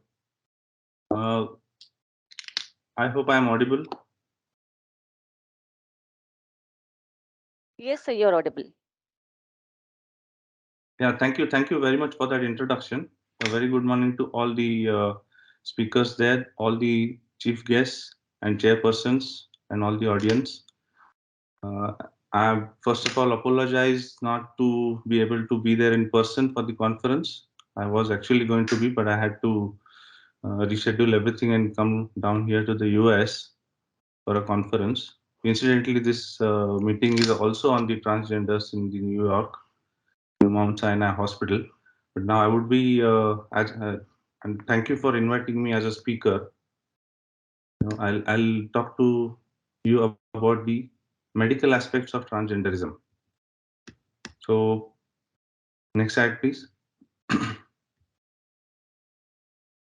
So now the first important thing here, I'm going to start with the basics. Obviously, now let me see. I will try and keep myself in time in 20 minutes, and then we would have an interactive session of at least some question answers, if at all anybody has to ask. We have to first get our concepts clear with what is sex and what is gender identity. See, sex, that is assigned gender, is different from gender identity. Sex is what we are born with. That is, whether when a child is born, it is either a girl or a boy, and that is called assigned gender. And the chromosomal, the genetic chromosomal structure is a female is always with an XX chromosome and a male child is always with an XY chromosome. But gender identity is completely different. Gender is how people interpret and view themselves. A person might identify as a gender they were assigned to at birth, or they may identify differently, and that is what is called transgenderism. Next slide, please. So sex is something we are born with, and gender identity refers to a person's understanding of their gender. So transgender is a term used to describe someone who identifies with a gender that is different from the biological sex. So when it's a male body and the mentally that person is a female, it's transgender. Similarly, when it's a female body and mentally that person is a male minded, that is the second type of transgenderism. I'll come to details later on. Next slide, please. So now we have seen the sex or assigned sex, the gender identity, and there is something also called gender expression, is how people present themselves. People might present themselves as feminine or masculine, or they may be neutral, or they may be a combination, and this may vary. So this is another way of, this is the third categorization of gender, that is expression. Next slide, please. Now, also beyond this, we have to understand that transgenderism and sexuality or sexual orientation, these two are certainly different things. We should not confuse between both. Transgenderism is when you are trapped in a different body, that is basically a male trapped in a female body or a female trapped in a male body. And sexual orientation, on the other hand, is, it tells us what you are attracted to or romantically attracted to. Like if you are a male, whether you are attracted to a female or whether you are attracted to a male or whether attracted to both the sexes. So that is where we come to the terminology of, gay or lesbian, or, first category is the straight category, and then either it's questionable or asexual. So this is what is called sexual orientation, and it should not be confused with gender identity. Next slide, please. So again, revising, gender identity and sexual orientation are completely different and not to be confused with each other. Next slide, please. Now let us see some definitions. See, LGBTIQ. So we are talking about lesbian and gay. Where now gay are male persons who are attracted to males, and lesbians are females attracted to females. Bisexuals are either males who are attracted to both men and women, and women who are attracted to both men and women again. So this is bisexuality. Now, transgender is specifically a person who is not comfortable in the body that he has anatomically got. This is exactly what is called transgenderism. And cisgender is a person whose gender identity matches their sex at birth. So if I am born as a male and I am a male mentally, it is a cisgender. Similarly, if a female is born as a female body and she is female mentally, then it is cisgender. Next slide, please. Now, there is one more category which is intersex. Now, this is something which I'll come to later. Intersex is a term used for a true hermaphrodite. Now, here basically people are born with sexual characteristics of both sexes because they have a combination of male as well as female hormones. So this is a genetic aberration. Actually, it's a very rare entity. I have not seen one in my practice today, but the chromosomal structure is XXY. That is, there are two X chromosomes and there is a single Y chromosome. Generally, when it's a male, it is a single X chromosome and a single Y chromosome. When it's a normal female, it is a single X chromosome and another X chromosome. Whereas in intersex, there is a combination and we have two X chromosomes and a Y. Then we call it intersex. This is a bit complicated. I'll come to this later on. The next two categories are queer and questioning, where people who suspect they might be LGBT, but they are not yet certain about what they think about themselves. Then we call it Q. And now the last category that has been added is A or A plus, which is called asexual. That is, they are not attracted to any of the sexes. They are asexual. Next slide, please. So what is trans? See, a woman trapped in a male body and a male trapped in a female body. So either it's a trans man or a trans woman. Next slide. Cisgender, again, as we have seen, that individual is comfortable in the body that he has got by birth. Next, please. So we have seen so many terms, that is trans man, trans woman, agender, gender queer, non-binary, person with a trans history, trans experience, transgender, and transsexual. There are so many terminologies, we should not confuse any of them. But see, there is no need to learn all of them. We just have to understand the concepts. And we just have to have an open and compassionate and respectful approach for every individual as his own individuality. There is nothing wrong. It's just a way of thinking about oneself. Next slide, please. Now, I just elaborate on this. I have already told you, intersex is different. It is a true hermaphrodite where it's a sexual aberration, genetic aberration where there is a mixture of both the chromosomes. So the chromosomal combination is X, X, and Y. So there are female characteristics as well as male characteristics. But in spite of having characteristics of both the sexes, some intersex people might be trans or gender diverse, while some intersex people might identify with the gender they have been assigned. So still, even if it's a intersex, they have a different gender identity. They may have a different gender identity. This is to be understood. It cannot be necessarily the same. Next slide, please. So now coming to transgenderism. So MTF and FTM, that is male to female. So when it's a male to female, that is a female trapped in a male body, it's called a trans woman. And when it's a male trapped in a female body, it's a trans man. Now, okay, next slide, please. I'll quickly go through, then come on the concept of transgenderism. There are few causes which have been, all these things are hypotheses and they are not proved yet. But they say that the cause of the transgenderism may start from the womb. Sexual anatomy develops within first 6 weeks after the conception, and the brain either is not exposed to a huge surge of testosterone, that is the male hormone, or it is exposed to a lot of testosterone. This depends on the, basically, it is independent of one another. So sexual organs form, and then later on, the brain is either masculinized or femininized by the presence or absence of the hormones. So basically, this is a hypothesis where it says that if it is basically influenced by the male hormones, it is a male mentality. If it is influenced by the female hormones, it can be a female mentality. But it has got nothing to do with the genital structure that is anatomically present. This is a bit confusing, but it's just a hypothesis. Next slide, please.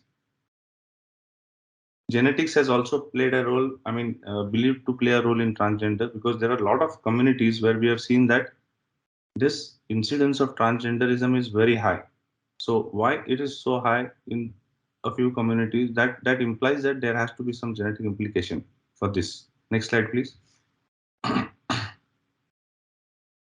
Also, it has been observed that brain structures are found to be different in people who are cisgender and who are transgender.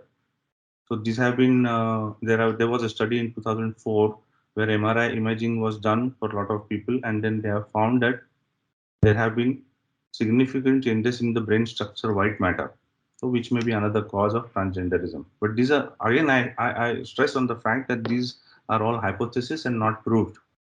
Next slide, please. Now see, basically now where do I come into picture?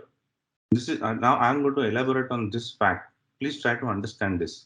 I'm a medical consultant. I'm a plastic and reconstructive surgeon. Where do I come into picture? I come into picture only when there is gender identity dysphoria. Now, what do you mean by gender identity dysphoria? This is specifically for transgenders. Now let me start from the basics. See, LGBTQIT. Okay, so lesbian and gay. So what is being lesbianism? A female attracted to a female. What is being gay? A male attracted to a male, or it can be bisexuality.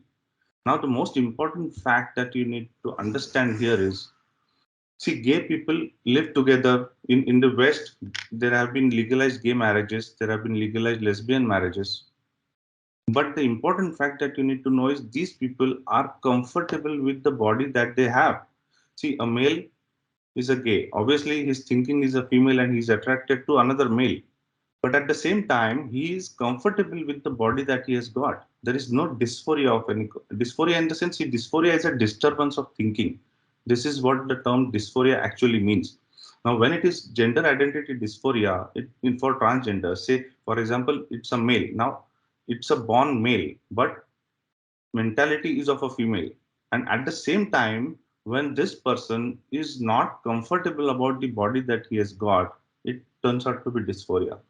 That is why this term is called gender identity dysphoria. And this is where I, as a medical practitioner, will come into picture. See, not every gay or a lesbian would come to me to change the sex because they are comfortable in the body that they have got. But if there is a gender identity dysphoria and that person is not comfortable with the original body that they have got anatomically, they will obviously come to me for a change. And that is what is called, gender reassignment, which I will come to later. But see, this is, I'm stressing on this fact, and this is very important to understand. Not everybody will come to me belonging to the LGBTIQ category. It is only the transgenders who are dysphoric about their identity. They would come for help and come for a sex change. This is what is gender identity dysphoria. Now, is the next slide, please. A few years back, basically, there was a debate on whether this is a mental health disorder or not. So why is the term dysphoria? Why it used to be called disorder earlier? That is, it was earlier called gender identity disorder. But now this terminology has changed to dysphoria. Why? Because they have proved that this is not a disorder. It is just a discomfort of being in the wrong body. There is nothing abnormal about it. It is a thinking of that individual. So it has to be respected. That is why it is called dysphoria and not a disorder. When you term it as a disorder, it is considered as an abnormality, and that is not right. That is why this dysphoria term has come into picture. So we have to diagnose this condition as a gender identity dysphoria. Next slide, please. Next slide, please. Yeah, so this is a very important slide. The previous one, please. Previous, yeah. See, this is a very important thing. Now read this very carefully. See, all GIDs are transgenders, but all transgenders are not necessarily GIDs. Do you understand what I'm saying here? See, basically, you have to be a transgender, to be a GID. All GIDs are transgenders. They are dysphoric about their own mentality and not being comfortable in the body. But all transgenders need not be GIDs. So that is what I told earlier, that the gay population or the lesbian population, they are very comfortable with the body they are in. That is why they are not GIDs. But only those who are GIDs among the transgenders would come for me for treatment. Next slide, please.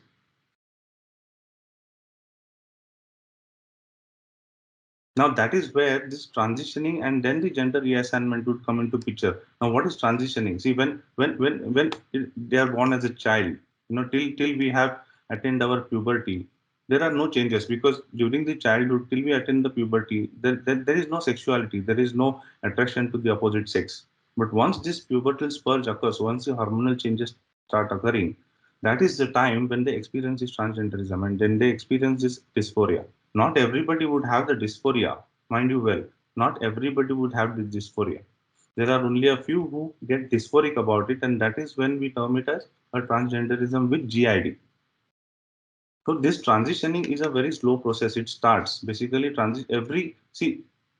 is different for every transgender person. This is to be understood. It is unique for every person. This transitioning, some beginning outwardly expressing their preferred gender around people that they know and trust. They often work their way up to the living as their preferred gender by adopting the clothing. Then they change. It's called transvestism and grooming habits of the desired sex. Some may change their name, they may use hormone therapy, and then they would come to me for medical therapies, that is medical reassignment and the surgical gender reassignment later on. So this transitioning is also very important. Next slide, please. So gender reassignment. See, in short term, gender reassignment is change of sex from female to male or male to female, depending on what the transgender desires. Next slide, please. So what is a transformation from male to female? See, basically it starts with the female or hormone replacement therapy. Now a male body has to be turned into a female body. So we obviously need the breast reconstruction, then the body figure contouring operations like liposuctions or hip thigh implants to improvise the figure, that is change the figure from a masculine to a feminine body. Now later on, it's a combination of so many surgeries. Now we have to do facial feminization surgeries for the face to look more feminine. Even the nose plasties, feminizing rhinoplasties. Then come the removal of unwanted hair, beard, mustache, whatever. I mean, whatever unwanted hair on the body that they don't want. Basically, once the female hormone replacement is started, then automatically these changes start occurring. I won't go into the medical details. I'm just telling you as an overview. And then finally, the genital reassignment surgery. This is the most important of all, and basically removal of male sex organs, that is removal of the penis, the removal of testes, and then a vaginal reconstruction. This is the complete transformation from a male to a female body. Similarly, next slide. Now, as we have the male to female transformation, similarly, female to male transformation is also existing. Actually, the incidence of a female to male transgender and a GID is very rare as compared to male to female. This has been an observation among say 100 cases of GID. I would say that 70 to 80% are male to female transgenderism, and remaining 10 to 15% are female to male. So incidence of female to male transformation is anyway lower. But what again starts with the male hormonal replacement. Now in this case, we have to remove the breast or amputate the breast. So removal of the breast, then beard and mustache hair transplants to make them look masculine, forehead hairline advancements, facial masculinization with implants, and then finally the genital reassignment with removal of the female genitals, removal of the female genital organs like hysterectomy, that is removal of the uterus, and then finally a penis or a phallus reconstruction. So this is the complete transformation from a female body to a male body. Next slide, please. Now, coming to the next important aspect, what are the legal prerequisites for gender reassignments? See, everybody who comes to me, I mean, a lot of patients come to me for a transformation and change of sex, but there are certain legal prerequisites. Now, GID is a condition which is obviously, I have mentioned it is called gender identity dysphoria, not a disorder, but this has to be certified essentially by two different independent psychiatrists. It is mandatory. They have to have two certifications from two different psychiatrists, medical legally, then followed by a legal affidavit for gender transformation on a stamp paper from any lawyer or a notary. And essentially, they have to be basically more than 18 years of age. That is an adult. I have no right to operate on a minor. Everybody has to be adult beyond the age of 18 years for any surgery to be considered. So these things are mandatory, and obviously these things are essentially mandatory for all the surgeries which are irreversible. This is now understand the term irreversible. If I do a genital transformation for anybody, there is no way to go back. These are permanent changes which will occur and they will change the life of the person permanently. That is why these certifications are essential and we need it. See, all temporary surgeries, for example, breast implant and a breast reconstruction, is a reversible procedure. Whenever a transgender wants to remove the breast implant, they can remove them and get rid of it and go back on track wherever they started from. But this does not happen in irreversible surgical procedures. That is why these certifications are mandatory. Next slide, please. Now, another aspect is legalities of sex change. See, now when these patients look for a transformation from one gender to the other, they are looking at a lot of future implications. That is, complete change of identity, complete change of, it starts from, certification of their, what do you call it? Basically, legal documents like, see, the Aadhaar card, the passport, election card, everything will get changed later on from one gender to the other, including the changed name. So there are a lot of legalities. They cannot do these legalities unless gender reassignment certification is done. And a gender reassignment certification in transgenders can be given by any qualified and plastic or reconstructive surgeon only after a successful genital reconstruction. This term is very important. Unless they undergo a successful genital reconstruction or a reassignment, nobody can be certified as a changed sex. Very important. All other temporary operative procedures without genital reconstruction does not mean certification to the other sex. This is a very important point to be noted. All other procedures don't mandate gender reassignment certification. Only genital reassignment would give the certification. Next slide, please. Now coming to the social aspects, basically now it's an overview. Like, see, I have been working on transgenders and treat them for last almost 20 years of my practice, and I have seen a very depressive scenario. Most of them, see, as they grow up, and in India, basically we have a very uh, what do we say? The education level of families is not very good. So most of these uh, patients are deserted by the family and they live alone. They are not with the families anymore. They don't have any family support. They have lack of social acceptance, no social status. So they tend to stay in groups and communities. In India, prominently, you will see all these groups termed as hijras. Hijra community has been in India since an ancient era. Like all the SARC countries around us will have hijra communities. You will never see these hijra communities anywhere in the Western world or Europe or America. They are not existent. They are only existing in India and around countries. Because it has been a tradition. They obviously lack of education, where obviously they are denied jobs, they don't have a remuneration. One, because they don't have a social status, it is very difficult for them to get jobs and earn their own living. So there are social organizations, there are NGOs who support them, but the number of these NGOs need to increase, the number of social support organizations need to increase, who will help them financially, who will help them get jobs and earn their own living. So all because of all these factors, what happens is that they succumb to sexual exploitation and then finally end up with professions like prostitution, and then obviously then once these things occur, then there are a lot of health hazards that come into picture. Next slide, please. I'm sorry to interrupt you, sir, but please wind up the session within 2 minutes. Just 2 minutes, I'm I think winding up. just 3 slides are left here. Relate the health problems, sexually transmitted disease because of prostitution, trauma, sexual exploitation, victimization, and they go through a lot of mental agony and mental health concerns which are not taken care of. There are also a lot of addictions, drug addictions, and finally leads to malnutrition. Next slide, please. I won't go into the details of problems related to GRS procedures because these are surgical. But next slide. Uh, Again, as I said, I mean, there are a lot of ideas for improvement, formation of new NGOs, change of implementation of the government has to form new resolutions and implement them for their upliftment.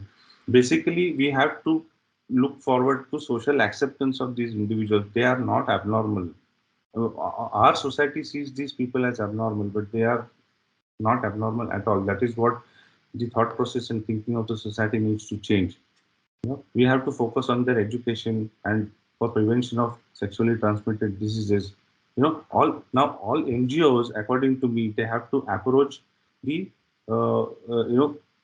corporate sector for the CSR activities directed towards their community. There is a lot of funding which is available, but which is not exploited to the fullest extent. So we need to do that and encourage employers for job opportunities for these people. So there are a lot of things which the NGOs and everything can do. Thank you very much. Next slide, please. Thank you.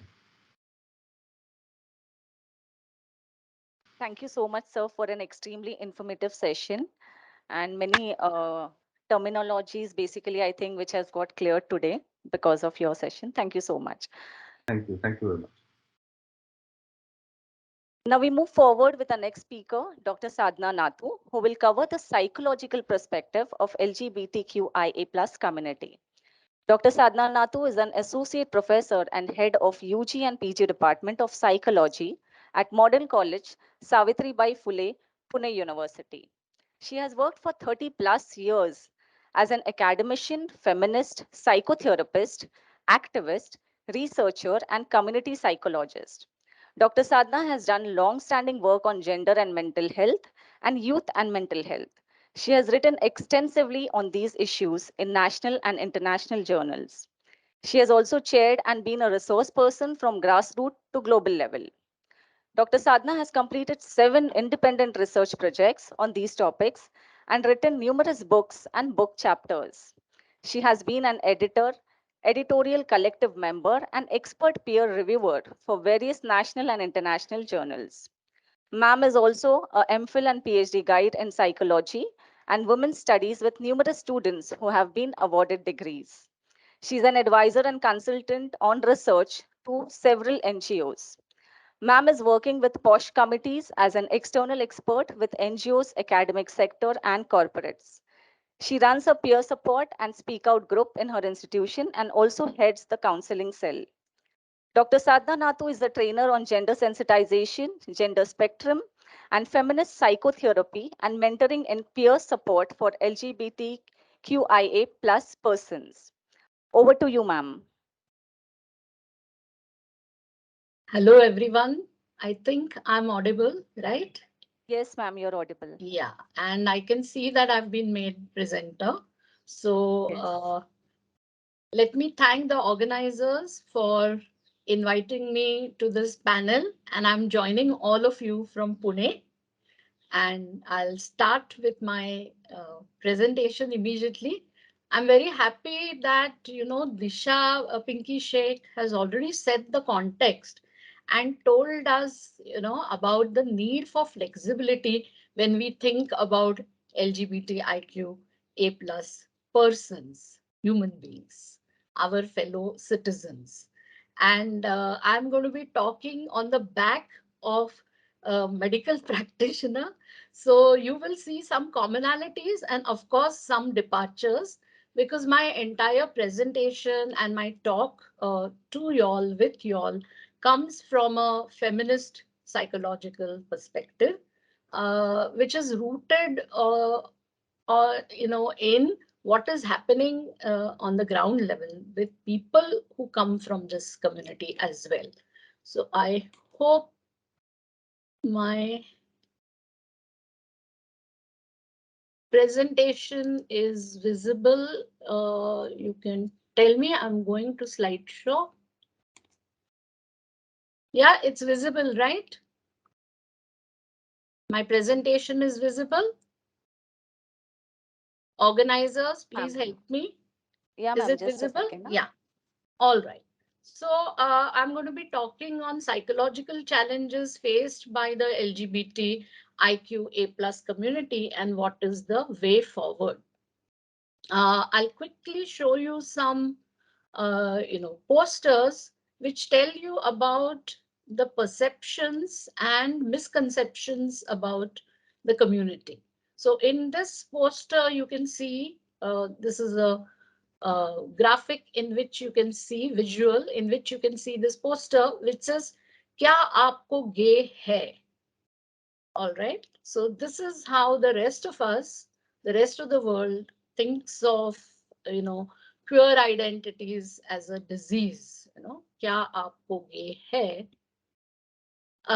This is another very, very common stereotype misconception, but you don't look queer. Okay, as though there is a certain kind of, prototype of people who are not straight. Then there is rarely any understanding of intersectionalities among the LGBTIQ people. Sorry to So this, interrupt you, ma'am. yeah, Ma'am, can you just do a full screen yeah, I am slideshow? You on full can, screen at my end. no, you I'm on can start slideshow. the slideshow so that Yeah, it is visible on I the am entire screen using over there. slideshow at my end. Ma'am, F5 if you can press, please. Pardon? F5 key if you can press on the keyboard. Yeah, I have. Okay, F5. And at my end, it is visible as a slideshow. Okay, you can just see the PPT. You can only see the PPT. You can't see my slides. No, One we minute. can see your slides, but not the entire screen. Okay. Now I'm again going to from the beginning on slideshow. Yeah, can you see it full Ye- screen? Yes, Yeah. yes, ma'am. Yeah. Yeah, thank you so much. Yeah. All right. So you all took a look at this poster which says "Kya aapko gay hai?" Then this one which says, "Well, you don't look queer." Yeah. So as though there is a certain look among people who are queer. And this which talks about intersectionality, which says that Aam Janta says you can't be both gay and Muslim. So this brings me to my first, point of psychological vulnerability for queer persons. The rest of us are asking questions like, is one born like that? And since there was a biomedical expert who spoke before me, and I'm so glad he said that these are hypotheses and they haven't been proved, that is this a genetic abnormality? Are, recessive and dominant alleles uh, responsible for making a person not straight, as though? And this is highly debatable. This has remained a big controversy world over among all kinds of experts. And as a feminist psychologist, I do not subscribe to this, that this is a genetic abnormality. And thankfully, fundamental sciences have also not been able to prove that these are genetic abnormalities. People are just different. Okay. Then the other misconception is that anybody who is not like the heterosexual majority is weird and abnormal. So for a long time, the manual that our medical expert referred to, that is the Diagnostic and Statistical Manual for Mental Illness Diagnosis, which both psychiatrists and clinical psychologists like me, we use. So for some time, all queer persons were certified as abnormal till the DSM-3 revised. And then there was an upsurge of protests by queer persons all over the world. They were researchers, individuals, NGOs who sort of stormed these bastions, and they had to remove it from the abnormality, prism. But that still remains in the minds of practitioners, both medical practitioners as well as mental health practitioners. So I will elaborate a little bit later. Is this only sexual identity? This is another common misconception, that being lesbian, gay, bisexual, the intersex is of course excused, and transgender, and the umbrella term gay, is it a fad?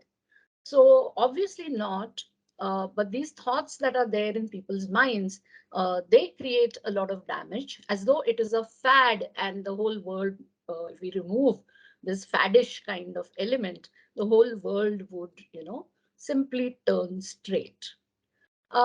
Stereotypes are of course held that since we want to put people into two boxes of male and female, and even this entire sex as a given and gender as something socially constructed. So the way in which we behave in a masculine or feminine manner has been rejected. In fact, Disha made a reference to it.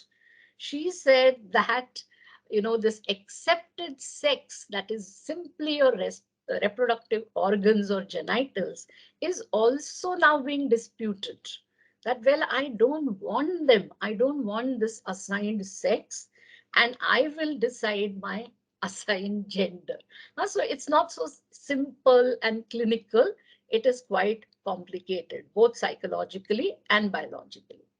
There are a whole lot of confusions between intersex and transgender. And of course, medically it is XXY and XYY chromosome. It used to be called hermaphroditism in older literature and work. And then we have moved to categories of transvestites and transgenders. So you can see that these are, continuums. These are continuums, and people have multiple identities, both in terms of being LGBTIQ, also having a caste, a religion, a nation. At one level, these are their social identities, and one also transitions between the categories. I will come to that later. Psychological repercussions are not just in terms of different kinds of, disorders like anxiety, depression, etc., etc. Of course, queer people go through them a lot, but it is also the everyday violence which is creating a lot of psychological burden for this community. There's plenty of discrimination, both in private space, that is in their homes, within families, and also out in public spaces. So Disha just said that this public platform, she is a resource person, but if she takes the public transport, everybody is going to exclude her. And you see that happening rampantly. And this is also causing psychological vulnerability and trauma, which is as bad as the burden of being diagnosed with depression or depressive disorder. The kind of ostracism. Okay, so why are transgenders living in their own small subculture of the guru and the chela? So one reason is it is their own subculture that they are, subscribing to. The second is that the rest of the society doesn't want them. So they have to lead double lives. There is a day life and then there is their own personal life. The amount of homophobia and transphobia all over the world, it is far from gone.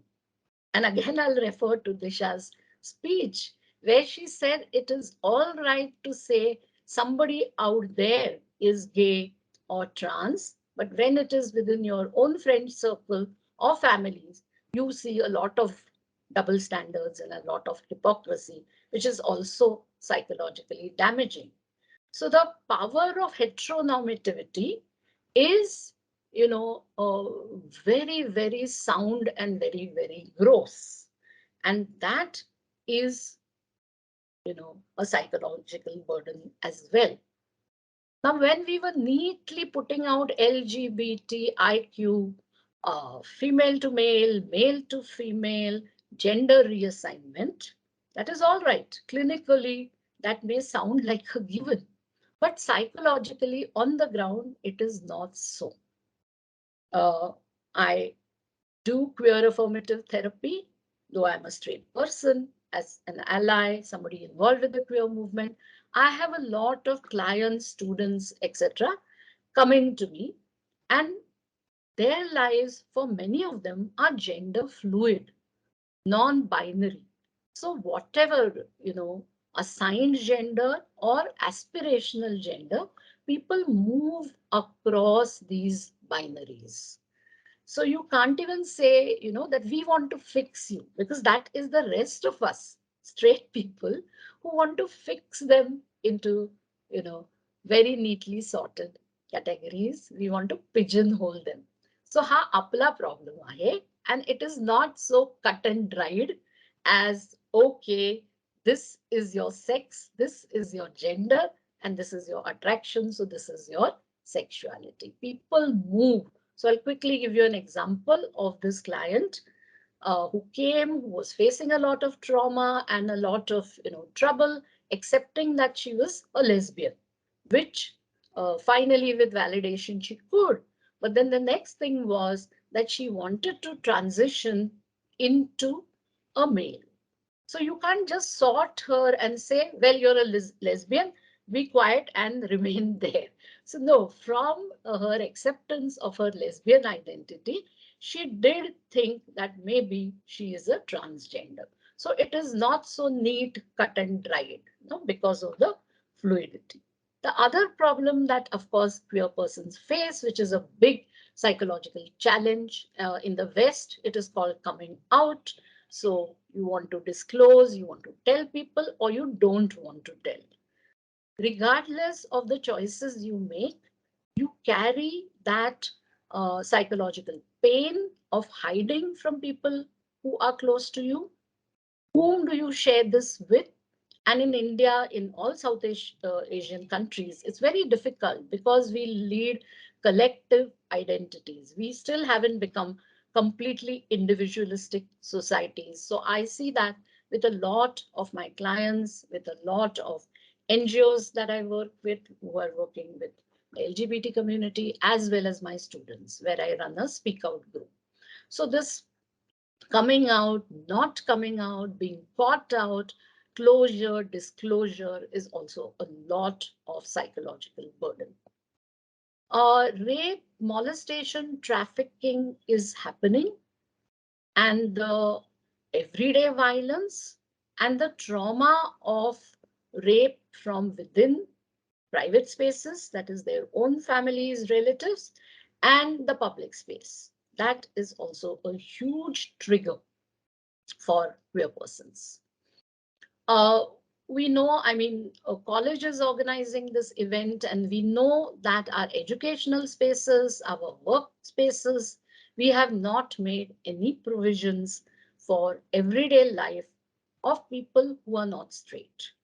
So what toilets does one use? What happens in hostels and other places where queer persons are staying? What happens to their privacy, their identity? That is always never taken on board. So all this is equally psychologically damaging. Section 377 has been scrapped. The transgender bill is being disputed, debated. But is it giving people the psychological right to be who they are and flourish? We don't know. The jury is still out on that. Now let me come Sorry to to interrupt. hardcore. Yeah, Ma'am, can you please wind up the session in 5 minutes? yes, I will. Thank you Thanks. for that. Now I'm coming to the hardcore mental health issues. Okay. So for a queer person to accept that I'm not like the rest of society, thanks to huge social pressure from family and people outside, that is a big mental health issue which leads to all, I mean, from anxiety to depression and suicidal tendencies. So we have a high rate of suicide among the queer community, slightly higher than straight people from all margins, all marginalized sections. Families themselves, parents are under pressure. Families themselves are under pressure because log kya kahenge. So they also, the carers in the family also go through mental health issues. Something that has been an ethical, legal nightmare is conversion therapy. I want all of you to understand this. Conversion therapy is not banned in India. What happens in conversion therapy? Queer persons are taken to psychiatrists. Of course, some psychiatrists are not doing this, but a number of practitioners are using ECT, what is called shock treatment in lay language. So you shock uh, LGBT persons into becoming straight, or you give them uh, medication and drugs which induce nausea while they are watching homoerotic stuff. So either way, you want to coerce and convert them into becoming straight. And this is rampantly practiced. Well-meaning parents are taking their children, and coercive parents are also taking them, youngsters, to convert them to becoming straight. And that creates huge mental health issues for the person themselves. And that can also lead to suicidal tendencies to escape this forced conversion. They are forever being pushed into heterosexual marriages, which they lead double lives. That is also psychological damage. Correctional rapes by family and outsiders so that they somehow conform to becoming straight. Gender identity dysphoria or gender dysphoria, well, the medical practitioner who does plastic surgery obviously was talking about it. Now, let me give you the other end. As a feminist psychotherapist, I help my clients to accept their gender fluid identity. That is option one. Some of them want to simply cross dress. Why? Because gender reassignment surgery is extremely, extremely costly. And we don't have, NGOs all over who are going to sign up for it. Because why will NGOs sign up for individuals like that? So there are a whole lot of people who want to transition and they'd rather look at it as transformation in their lives. But majority of them are satisfied not going in for gender reassignment because it has a lot of negative hormonal, biological, physical effects as well. Something that Disha spoke, and I think all of us are aware, that we do not have counselors at school level, people at college level, who are accepting queer identities. And we need, like I said, I practice queer affirmative therapy, but I am in minority, a straight practitioner practicing it. We have just about seen educated queer persons, they are a handful. They themselves are practicing queer affirmative therapy, where you do not tell a queer person that, look, you're a misfit and you have to adjust to the rest of society. We give them validation and thereby we help to prevent not just suicide, but prevent them from, hating themselves thanks to the rest of society. So what is the way forward? where all of us can be participants, both as professionals and as civil society people. So sustainability, sensitivity, support, sharing, large scale solidarity. So congratulations for organizing this conference. But, these efforts have to multiply. Now we run a peer support and speak out group for youngsters, where some of them feel supported and safe. And after 3 and 5 years, they have even been able to come out to their friends and families. But we need more and more such efforts. We need support groups for parents so that the psychological damage they are going through can be reduced and they can support their own offspring. We need educational spaces becoming more flexible and not just claiming to becoming inclusive. Therapy, I said, and larger society has to understand that the queer community is different. They are not like the majority of heterosexuals, different but equal. They are our equal citizens. Something that we have to avoid, which has become rampant now. So you can see this visual which says that when movies have 100 straight characters, web series have 100 straight characters, one token gay and no bisexual. So we should not end up just with tokenism. Then we are not psychologically helping anybody. And when it's June, it's Pride Month. So the kind of pink washing, as it is now called, that also we need to avoid, because then we will be helping our queer friends psychologically. So I think I've stuck to my time.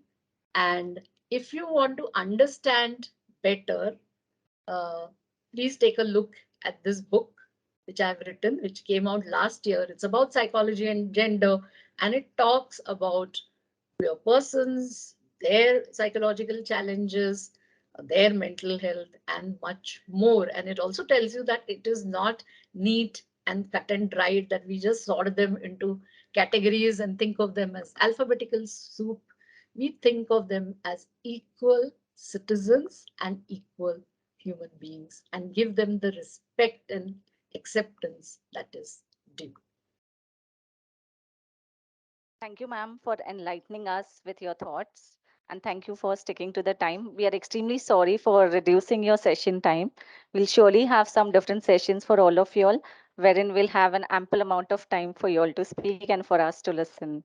Thank you so much. Thank you. And I think my last slide gave my mail ID, and that is there. So if people want to contact, send anything by mail, they are welcome.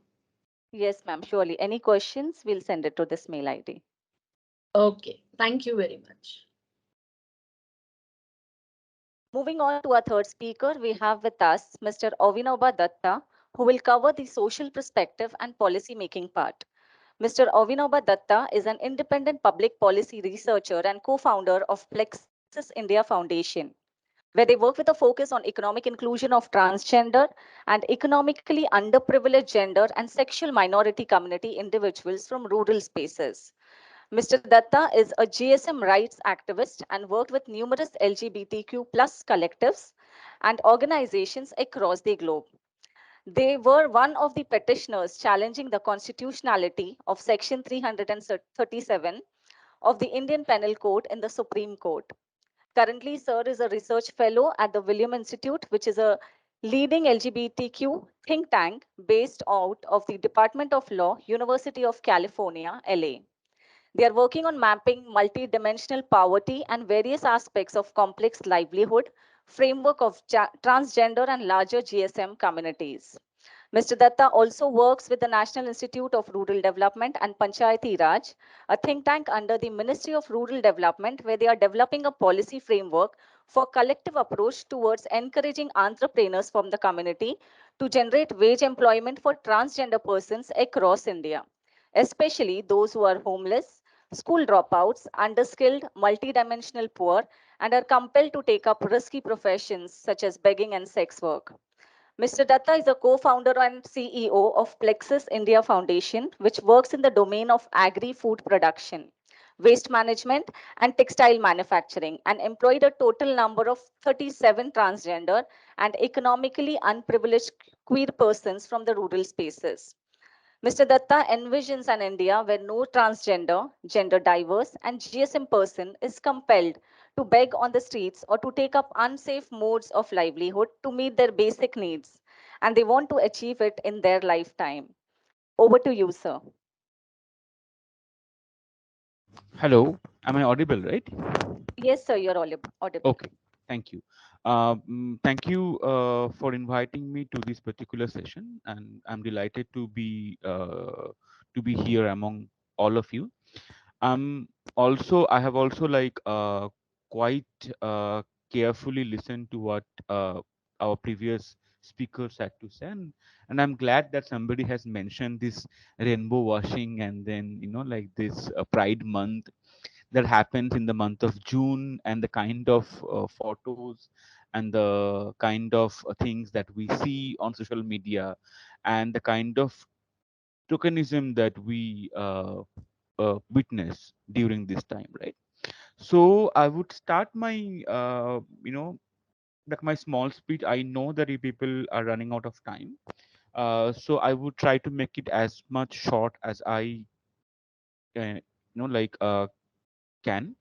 I had a very small PPT, but you know, looking at the time constraint, I don't think that I would be able to show the entire slide with you.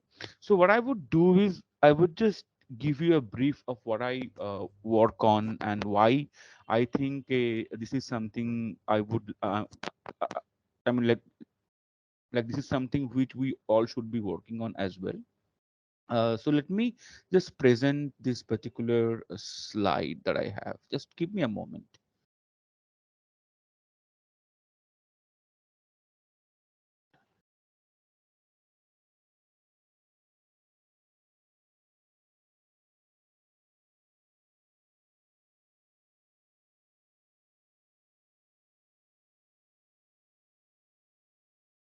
Is it visible there?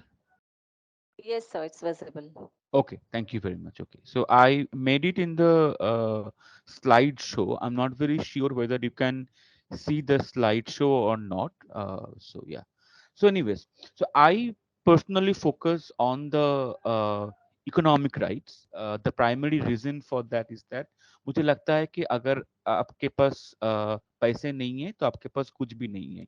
ये all जो rights and like we could hear people are talking about rights, people are talking about psychological uh, rights, people are also talking about different kinds of gender reassignment surgeries, then psychological trauma, psychiatric assessment, etc. We also know that there are some legal challenges that the members of the LGBTQI communities in India have to face. There's like a strong legal battle, like a long legal battle. Somebody might be actually talking about that maybe after me. But ये जो सब हुआ है, इनके जो impacts है, the impacts are like quite serious. I would just share some of the data that I have.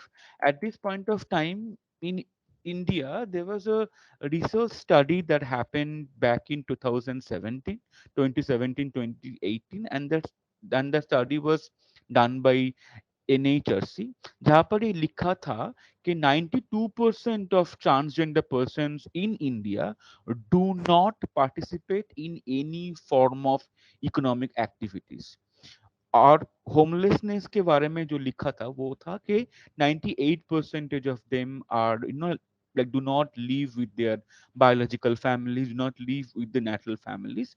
Education के बारे में जो लिखा था वो था कि 87% of transgender and other gender variant community individuals drop out of formal education at some point of their lives, and mostly before standard 8. तो ये जो marginal marginalization है, ये जो the the constant marginalization of transgender and other LGBTQ individuals, इनके एक जो impact आया है वो है उनका economic rights के ऊपर. So that's exactly why you see people begging on the street.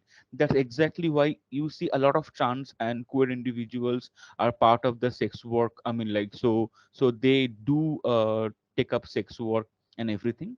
And अपने जो पॉलिसी है भारत में, जो पॉलिसी है, वो भी ज्यादा चेंज नहीं हुआ था। वो भी अभी तक इतना इंक्लूसिव भी नहीं हुआ है, that like they have, I mean, like they can be part of the mainstream economic activities as well. Yes, there are certain things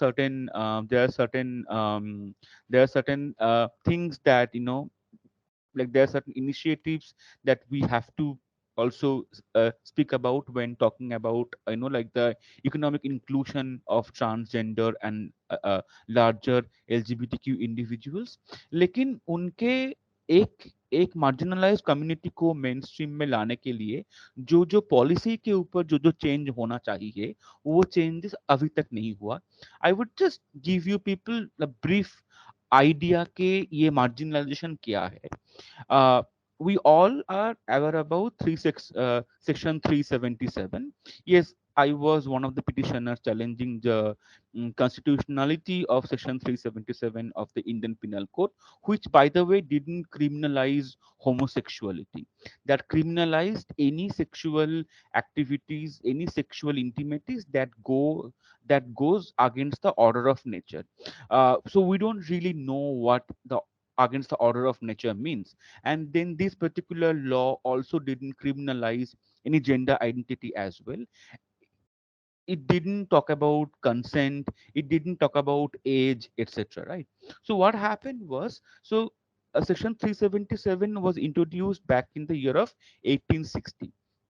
उनके 11 साल बाद there was again another law which was introduced by the British colonial rulers back then, and the name of the law is Criminal Tribes Act. ये Criminal Tribes Act जो है 1871 में introduce हुआ था, and they were like, so they notified कि भारत में ये 100-150 जो ट्राइब है, they were treated as criminal by birth. So, for example, you might have heard about these tribes called Munda, a tribe called Ho, a tribe called Santal, like all these tribes, all of them have been criminalized at birth. So at birth mein jo hua hai, that means if a child is born in the tribal family, the child will be known as a criminal, right? So ये जो criminal tribe act थे, इनको उन लोगों ने उन लोगों ने 1897 में, they also included transgender individual. Back then the term transgender was not there. The term was eunuchs. मतलब जिनको हम लोग वो हिंदी में जो गाली है छक्का, वो हम लोग एक्चुअली बोलते हैं। In Marathi the term is also nathu. So like all these terms that we say to these individuals. So eunuchs were the part of this act as well. So eunuchs were also, so eunuchs matlab transgender and larger LGBTQI population, they were treated as criminal at birth, and then there was arrest without any uh, I mean, like, without letting them prove their crime, blah blah blah. So all these things happen. So in the year of 1952, when our Bharat का संविधान जब adopted हुआ था India में, तो all these tribes, all these 100-150 tribe जो भी अपने वो criminal tribe acts के अंडर आए थे, all of them got denotified, uh, except eunuchs, except transgender and the larger LGBTQI people. Now you can also compare this with the socioeconomic condition of several tribes in India, right? That many of the tribes, they do not have the means to means of livelihood. They cannot earn a sustainable livelihood. Imagine communities which got denotified back in 1952, they are still struggling to earn a livelihood. Then a particular marginalized community which just got decriminalized uh, which just got accepted in the year of 2014 through a verdict named Nalsa verdict, where the Supreme Court actually, like accepted that transgender are part of Indian society, and then a community which got decriminalized just 4 years ago in 2018. So you have to imagine the socioeconomic status, the impact of this entire marginalization on their socioeconomic status.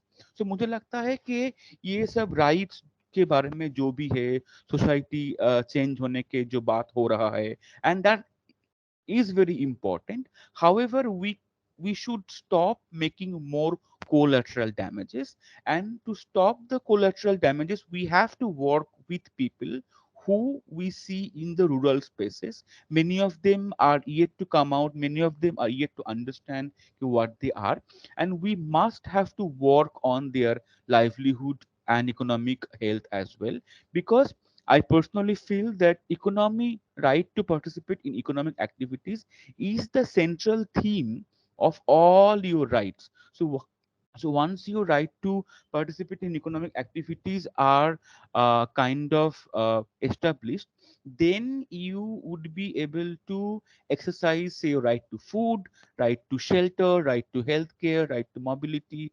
Everything depends upon the money that you have been earning or you want to earn. So keeping that in mind, I didn't want to start with uh, a livelihood opportunity or a livelihood project that that that we see people from the urban spaces. Yes, after the 377 verdict, there have been a lot of noise around, like there have been a lot of noise around के हाँ India में corporates जो bodies है they have to become more transgender inclusive. India में जो corporate जो bodies है they have to become more LGBTQI inclusive. This is very important, and we also have been noticing that Mumbai में, Bangalore में, Delhi में, Chennai में there are like LGBTQ job fair हो रहा है जो जहाँ पर a lot of corporate bodies are trying to hire people from the LGBTQ job fair. But then we have to also understand this fact really well, that ये जो LGBTQ job fair हो रहा है वहाँ पर कौन कौन से companies आ रही है. So the companies like Google, companies like Cisco, companies like Tata Consultancy, Infosys, Wipro, all these big corporate and IT companies are coming to hire people through this LGBTQ job fair. लेकिन एक बात को समझना चाहिए कि a community where 87% of them are school dropout, would they be ever able to get job through this LGBTQ job fair?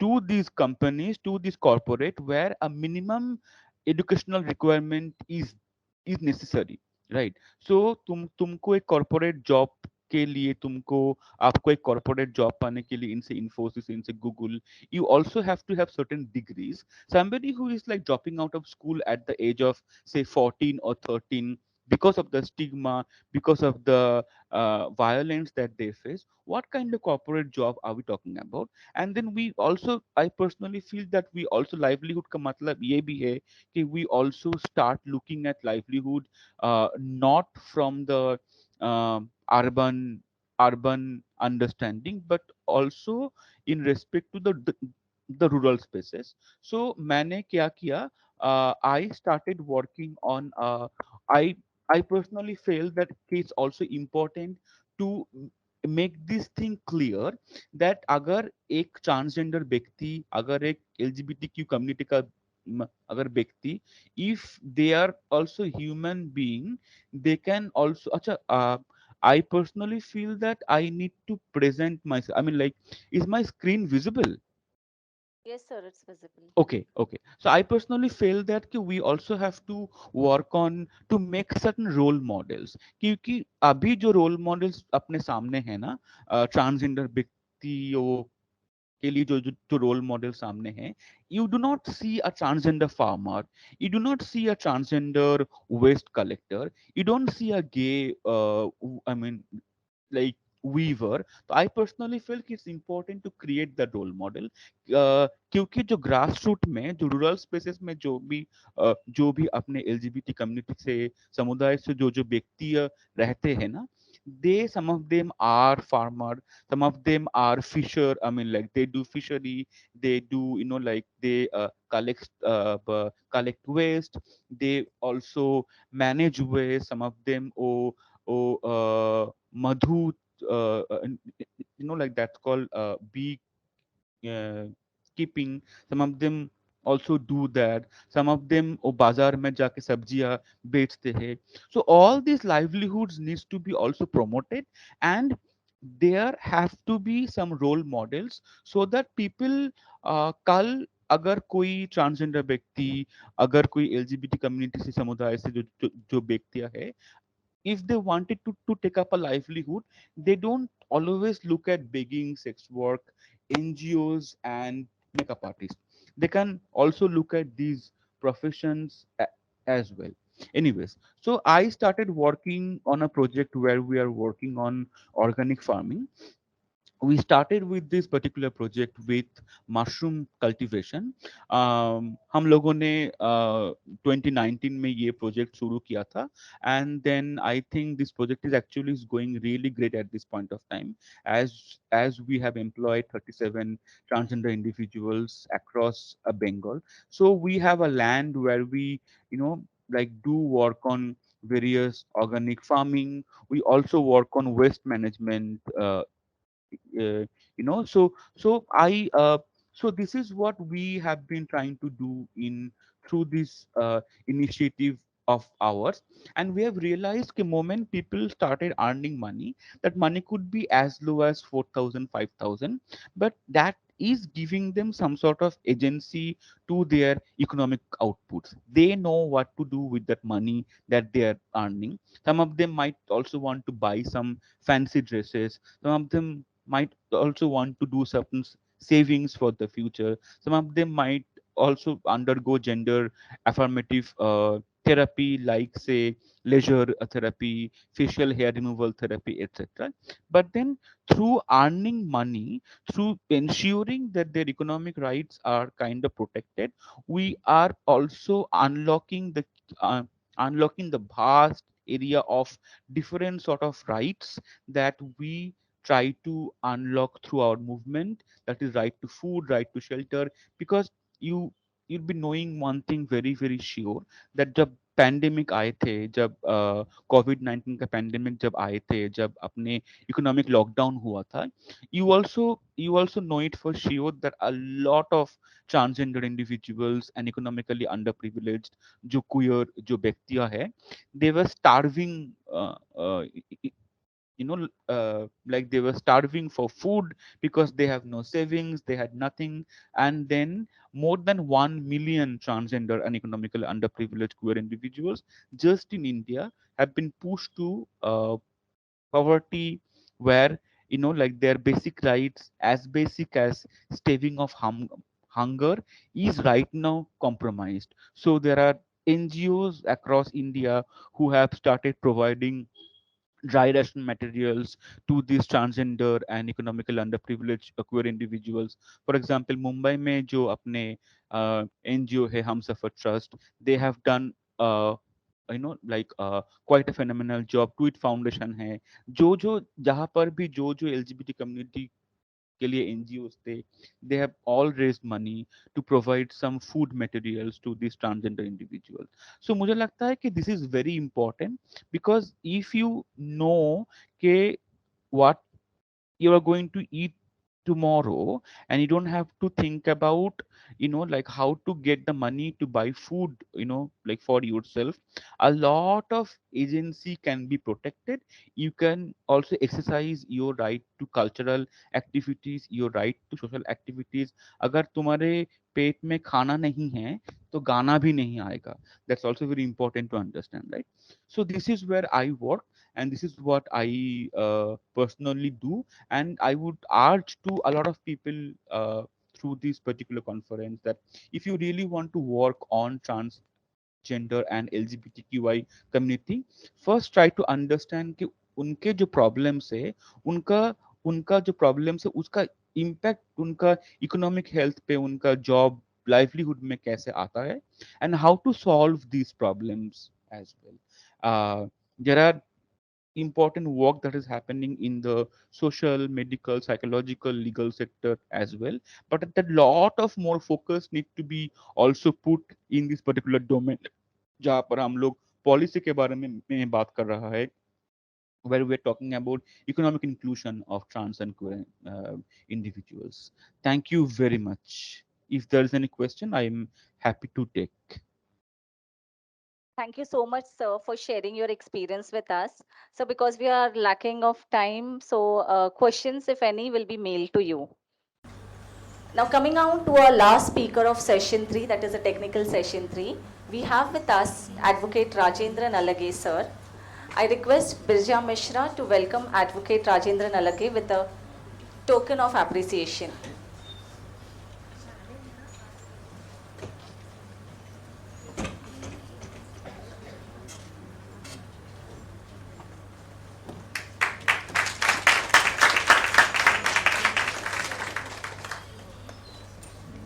Sir will cover the legal aspects of LGBTQIA+ community. Sir is a professionally qualified law practitioner with over 20 years of real-time work experience in the court. Presently, he is working in the Thane District Court since January 2002. Currently, he is a secretary for the Thane District Law Library and expert director and legal advisor in Ekta Cooperative Credit Society since 2003. Sir has been working as an advocate in the Sessions Court and Magistrate Court at Thane, Kalyan, and in Metropolitan Court, City Civil and Sessions Court at Mumbai. Sir has been handling various criminal cases and civil cases. To name a few, he has handled cases pertaining to Indian Penal Code, cases under Negotiable Instrument Act, property matters, etc.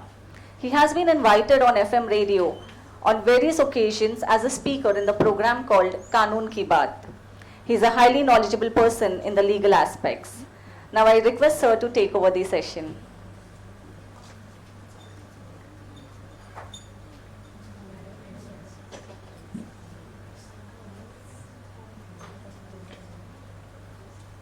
Good afternoon, one and all. Considering that time constraint, I have to curtail my lecture within 15 minutes. Please bear with me if I speedily spoken up. I will try to share with the knowledge in 3 languages as far as possible. But once we start with single language, it's very difficult to switch over on other language. But I will try to make it as far as possible. Another thing, the legal language itself is very technical, very boring, but I will try to make it as simple as possible. Now, we are here since morning. I understand the patience of audience. I do not want to test it. So, please bear with me for 15 minutes only. The subject assigned to me is the legal aspects of this community. To understand it in better way, if we go far back in our epic books, we'll find the reference of this community with respect and manners. For to give example, Sikhandi, Brahannalla. Sikhandi was a brave warrior. Brahannalla was also a warrior. Also we can find the reference in Valmiki Ramayana also, King Bhagiratha, who is born from the union of his 2 mothers. In even Malik Kafur, who was the we can say Ghulam of the Alauddin Khilji, is also transgender, but he was also a brave warrior. Till the period of 19th century, we were very respectedly using these terms, but after the British era, they were termed as a criminalized. That with the rise of British Empire, thoughts of Indian people also changed according to, and hence the laws become anti-sodomy and homosexual activities become illegal consecutively. To give a glance to the LGBT movement in India, we can say that after independence, that is on November 26, 1949, the right of equality was implemented under Article 14. The homosexuality still remained a criminal offence. Decades later, on August 11, 1992, the first known protest for gay rights was held. In 1999, Kolkata hosts India's first gay pride parade. The parade with only 15 attendees was named Kolkata Rainbow Pride. In 2019, a landmark Delhi High Court decision in the Nas Foundation versus Government of Institute of Delhi case said that treating consensual homosexual communication between adults as a crime is a violation of fundamental rights protected by India's constitution. In the Suresh Kumar Kaushal, another judgment which has been challenged before the Supreme Court, unfortunately the Supreme Court turned out the judgment given by the Delhi High Court. In late 2015, MP Shashi Tharoor introduced a bill to decriminalize homosexuality, but it was rejected by the Lok Sabha. In August 2017, Supreme Court upheld the right of privacy as a fundamental right under the Constitution. The landmark judgment, Puthaswamy judgment, this gave renewed hope to LGBT community. Now I would like to just go through some landmark judgments to make you understand what are the legal progress or of this particular community. As I mentioned, first judgment was challenged in the 2019, that is Nas Foundation, wherein Delhi High Court upheld that it is unconstitutional. But then that judgment has been challenged before the Supreme Court. Suresh Kumar Kaushal versus Nas Foundation. The Supreme Court of India stepped backward the judgment of Delhi High Court and recriminalized homosexuality. Then very important and landmark judgment as far as this community is concerned, that is a National Legal Services Authority versus Union of India, that was pronounced in the year 2014, wherein the court held that the non-recognition of their identities was in violation of Article 14, 15, 16 and 21 of the Constitution of India. The Supreme Court of India redirected the Government of India to treat the members of LGBT community as a third gender, as an economically and socially backward class. I don't think till date any government has implemented this particular direction. It was also specified that the government should make proper policies for the LGBT community in the lights of Article 15.2, 16.4 to protect equal opportunity in education and employment as per the judgment. The third gender would be placed as other backward classes, OBC, to offer them the benefit of reservation in government jobs and educational institutions both. The court also took cognizance that a difference between one's birth gender and identity is not essentially a pathological condition. Then another judgment of A.S. Puthaswamy versus Union of India, which has been justly referred by me. The 9th Judge Bench of Supreme Court of India is responsible for rectifying the judgment given in case of Suresh Kumar Kaushal, just referred by me, that Nas Foundation judgment has been challenged in Supreme Court, which had turned back the Nas Foundation judgment, but that Suresh Kumar judgment was rectified by K. Puthaswamy judgment. Sexual orientation is an essential attribute of privacy which is protected by various articles of Indian Constitution, that is observed by Supreme Court. Equality is the sexuality of each individual be protected to an even platform. The minuscule population of LGBT, म्हणजे अल्पसंख्यक आहेत, कमी संख्यक आहेत, बहुत कम संख्या में है, ये कोई वजह नहीं हो सकती की उनकी जो मांगे है, त्यांच्या ज्या काही मागण्या आहेत त्यांच्याकडे दुर्लक्ष करण्याचं हे कारण होऊ शकत नाही की ते अल्पसंख्यक आहेत, ते मायनॉरिटी मध्ये आहेत, फार कमी संख्येमध्ये आहेत. अल्टिमेटली हे बघायचं, if constitution does not discriminate between the two, who are the laws, who are the society to discriminate it. जर राज्यघटनेत असं काय वर्गीकरण नाहीये, भेदभाव नाहीये, तर सोसायटीला असं वर्गीकरण भेदभाव करता येत नाही, कायद्याला तसा भेदभाव करता येत नाही. And such limitations of the fundamental right cannot be held acceptable even when a few as opposed to a large number of people are subjected to hostile treatment. Then there was thereafter the landmark judgment reported in year 2018, that is Navjit Singh Johar versus Union of India, which abolished section 377 of IPC, which was till there and it was abused in number of cases, not only in related with this community but in family matters also. That judgment says the 5-bench judgment of Supreme Court of India delivered a historical verdict on sexual orientation in which the homosexuality partially decriminalized as under section 377 of IPC. With the support of Article 14 of the Indian Constitution, consensual homosexual sex between adults was not a valid intelligible differentia means is not against the order of nature, or not a rational nexus means which is based on subjective test like a morality etc., which is not clearly understandable. With support of Article 15, the approach of Delhi court at the time of Nas Foundation case is that sex includes biological sex, which sexual orientation is actually true, which reflects improved understanding. With support of Article 19, human sexuality cannot be defined narrowly, so discrimination against LGBT is completely unconstitutional. It gives right to express sexual orientation freely. With the support of Article 21, right to life and liberty include privacy, dignity and anatomy. It can be restricted only on reasonable grounds. But there is something which is still remains, that in case of force relating to sex with minors, non-consensual sexual acts and bestiality is also criminal offence. So on the basis of this judgment, or after this judgment, the act has been passed in the year 2019, called as the Transgenders Persons Protections of Rights Act 2019. In nutshell, what are the key point in respect of that act?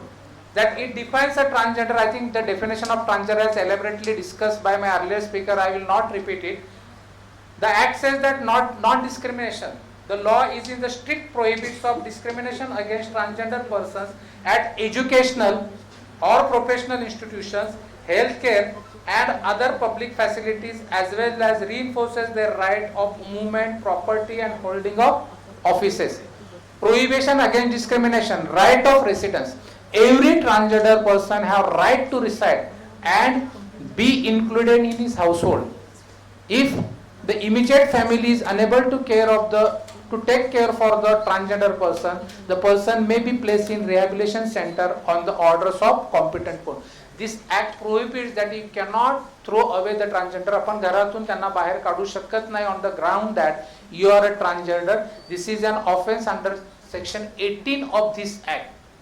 Various acts has been made offence under this particular act as per section 18. In this act, various definition has been defined.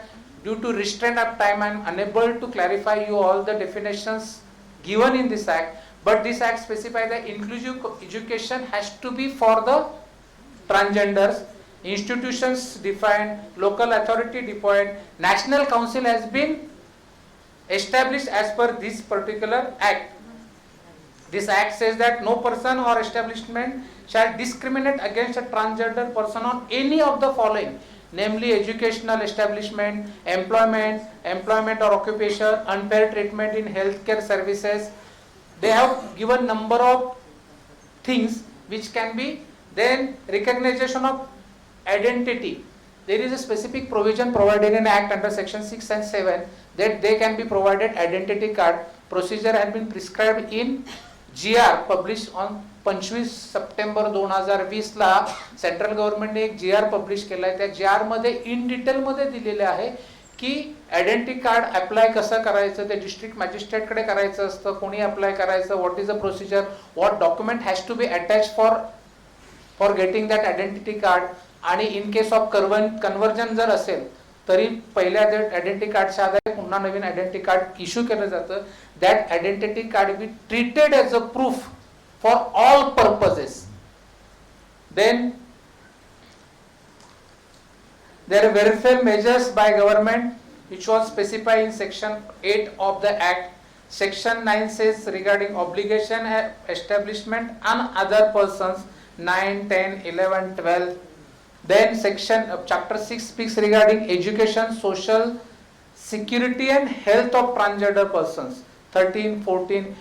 Wherein Act 14 specifies says that appropriate government shall formulate welfare schemes and programs to facilitate and support livelihood for transgender persons, including their vocational training and self-employment. So as far as legal aspect is concerned, जोपर्यंत कायद्याचा प्रश्न आहे, कायदा अत्यंत विस्तृत आहे, सविस्तर आहे, परंतु त्याचं इम्प्लिमेंटेशन काय होतंय हा महत्त्वाचा प्रश्न आहे. इम्प्लिमेंटेशनच्या बाबतीत आपण जर विचार केला तर आत्ताच सकाळी मला वाटतं मेन्शन केलं, फक्त झारखंड, कर्नाटका आणि MP की UP हे 1-2-3 स्टेट वगळता बाकी कुठेही याचं सिरियसली इम्प्लिमेंटेशन होत नाही, इन्क्लुडिंग स्टेट ऑफ महाराष्ट्र, जे आपण अत्यंत अभिमानाने किंवा वृथा अभिमानाने म्हणतो की नंबर 1 स्टेट आहे.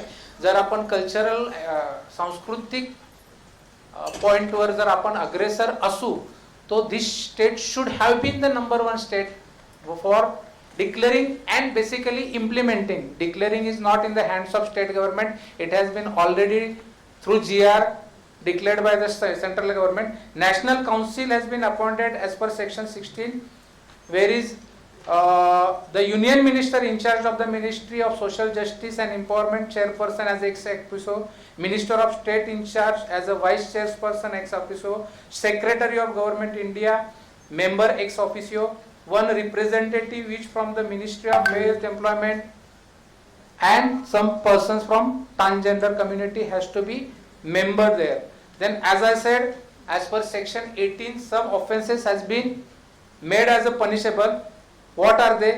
Whoever compels or entices a transgender person to indulge in the act of force or bonded labor other than any compulsory services or public purpose imposed by government, denies a transgender person the right of passage to a public place, or obstructs such person from using or having access to a public place to which other members have access to or right to use, forces or causes a transgender person to leave household, village or other place of residence, and harms or injures transgenders the life, safety, health or well-being, whether mental or physical, of a transgender person, or tends to do so acts including causing physical abuse, sexual abuse, verbal and emotional abuse, and economic abuse. See, try to understand this definition, even though our words, single words are used, but each word has having wide and wide meaning. As far as emotional abuse is concerned, it is very wild definition.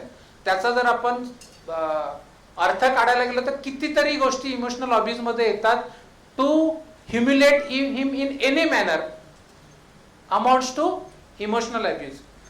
So shall be punished with imprisonment for a term which shall not be less than 6 months, but which may extended to 2 years and with fine. या सगळ्या गोष्टींसाठी कमीत कमी शिक्षा जी आहे ती 6 महिने आहे, जास्तीत जास्त 2 वर्ष आहे. पण ही जी शिक्षा आहे किंवा ही जी तरतूद आहे, it is in respect of transgender. Transgender म्हणून त्यांच्या बाबतीत जे काय आपण करतो त्याबाबत आहे. याचा अर्थ असा नाही की कायद्यातील इतर तरतुदी ज्या आहेत IPC प्रमाणे असतील आणि कुठल्या ऍक्ट प्रमाणे असतील प्रॉपर त्या ऍप्लिकेबल नाहीयेत. या तरतुदी in addition to the prevailing remedies available to the transgenders, त्याच्या व्यतिरिक्त यात मिसेलिनियस मध्ये गव्हर्नमेंटला पॉवर्स दिले to form various policies. I will come straightway to the policies. मी आता सांगितल्याप्रमाणे 25 सप्टेंबर 2020 ला एक GR आला. GR itself is a self explanatory. त्याच्यात वेगवेगळ्या तरतुदी दिलेल्या आहेत. How to obtain I card कसं घ्यायचं, प्रोसिजर काय आहे आय कार्ड ऑब्टेन करण्यासाठी. विदिन 30 डेज ते दिलं पाहिजे अप्लाय केल्यापासून. दिलं नाही तर ॲपिलेट अथॉरिटीकडे अप्लाय करता येतं ॲज पर दिस प्रोव्हिजन्स. ह्या प्रोव्हिजन क्लिअरली सांगतात, provided that all benefits that a transgender person was entitled to base on an identity card if any issued by state authority shall continue to be enjoyed by the transgender person based on the certificate of identity issued under this particular rules. Form rule 6 सांगतो procedure. 7 is regarding issue of certificate. I am little bit fast considering the limited time, please bear with me. 6-7 says issue of certificate of identity under section 7. 8 regarding communication or rejection of application. If it is rejected, then within 90 days they can appeal to the appellate authority. Then rule 8, welfare measures, education, social security and health of transgender persons by appropriate government.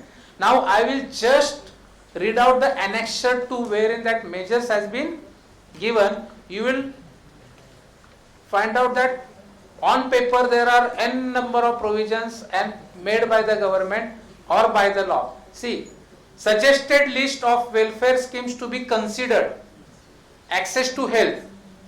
At least one government hospital in every state shall be equipped to offer safe and free gender affirming surgery, counseling and hormone replacement therapy to the transgender community, including all male to female and female to male procedures.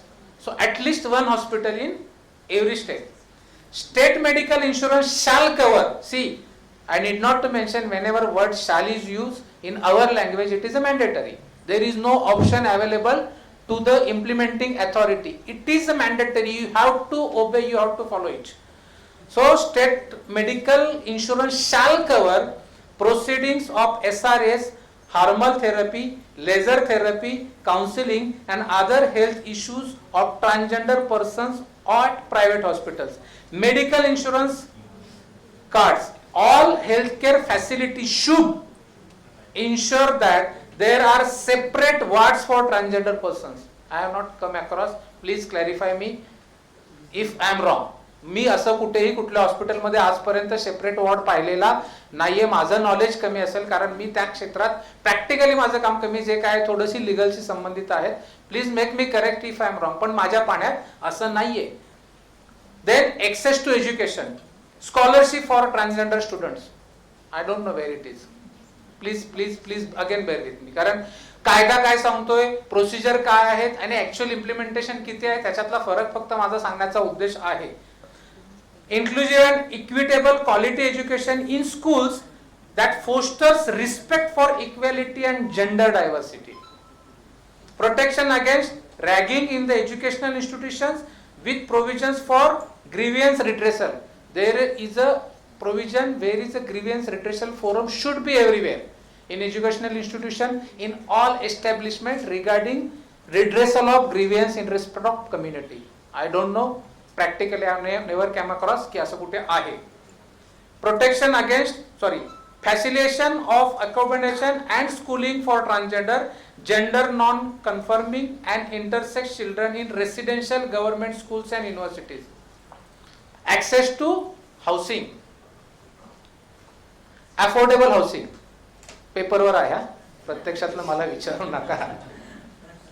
Shelter and community centers for at risk transgender youth that provide nutritious food and counseling. आता सकाळच्या वक्तात mention करताना सांगितलं, I think आपले जे की speaker होते त्यांनी सांगितलं, इथे सांगितलं की मग अशी बोलताना सांगितलं, मला एक्झॅक्टली आठवत नाही. The transgenders whose age between 14 to 16 are always subject to sexual harassments. Before they could understand their gender, they are subject to sexual harassment. आणि त्यांनी पेन्शनचं सांगताना सांगितलं, आय थिंक दीक्षा मॅडमने, की why this is insisting for 40 years pension age, कारण 60 पर्यंत ते healthy राहतच नाही आणि त्याचे रिझन्स इकडे सगळे आहेत. म्हणून काय सांगितलं, provide for nutritious food and counselling. Then access to sanitisation facility and safe drinking water, unfortunately which is not available to general public also. I am very sorry to say. Welfare measures, universal access to food security schemes and provisions of ration cards. Again, I am not come across for separate ration cards. Pensions for aged, disabled or other vulnerable transgender persons. Old age and retirement homes for transgender person facing housing exclusion. Public transport to have harassment free zones and transgender persons. I am sorry for my laughing, I am extremely sorry. पण काय होतंय, इथे दिसतंय काय आणि actually मध्ये रिअलिटीमध्ये आपण by our own experience किंवा जे काय आता अनुभव आहेत, आणि सेकंड सेशन मध्ये आपण सक्सेस स्टोरीमध्ये आपल्याला आणखीन विदारक सत्य बघायला मिळेल की त्यांनी काय अनुभवलेलं आहे, समोर आहेत ते, म्हणजे काय दिलेलं आणि ऍक्च्युअली काय अनुभवलं जातंय. Economic support, I think few minutes किती राहिले ना, 2 minutes. I am so sorry. म्हणून मी फक्त ऍक्सेसवर आलो, डायरेक्टली सगळं स्किप केलंय. Universal coverage of life insurance, access to banking and financial services including loans,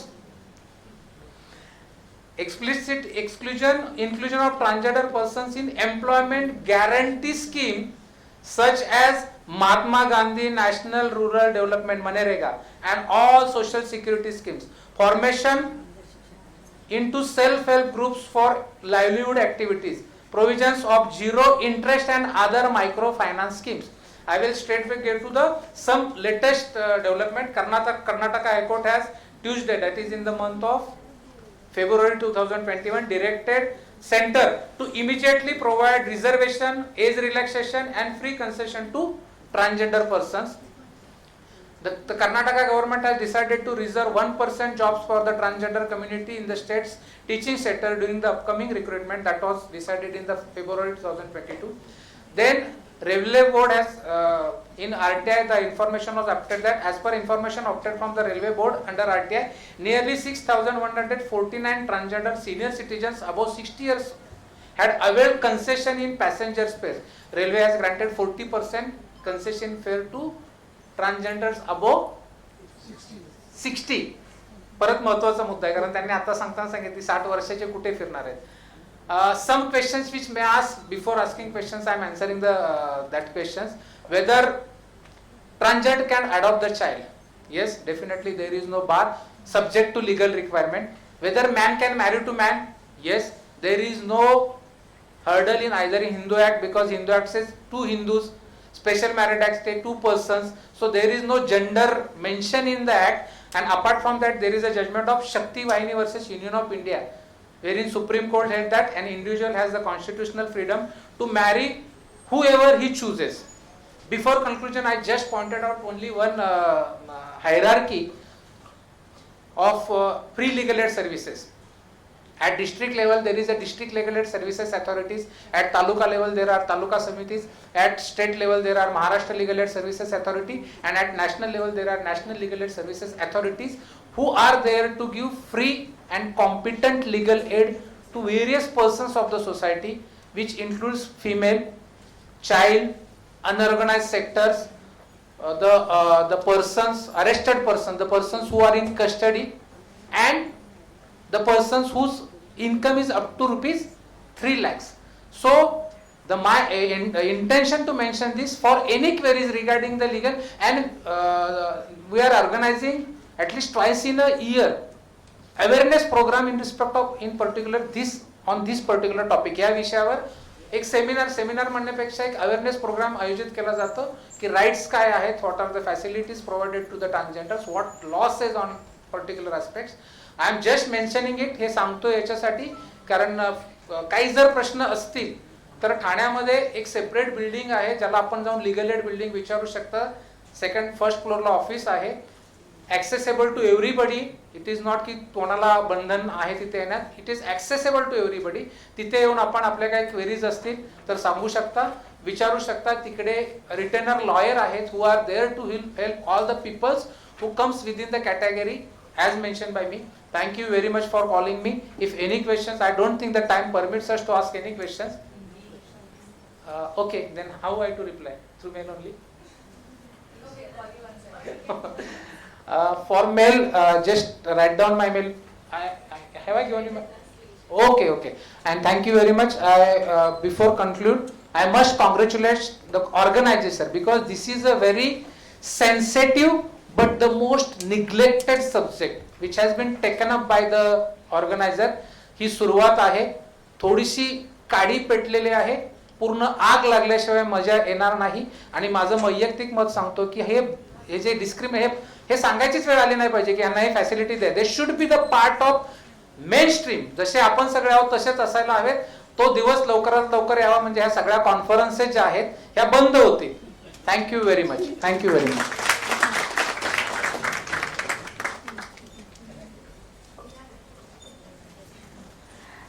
Thank you, sir, for sharing your expertise with us. Now, I'll quickly present the vote of thanks so that we can disperse. On behalf of Satish Pradhan Nyan Sadhana College, I take this opportunity to propose the vote of thanks. I'm immensely thankful to all the speakers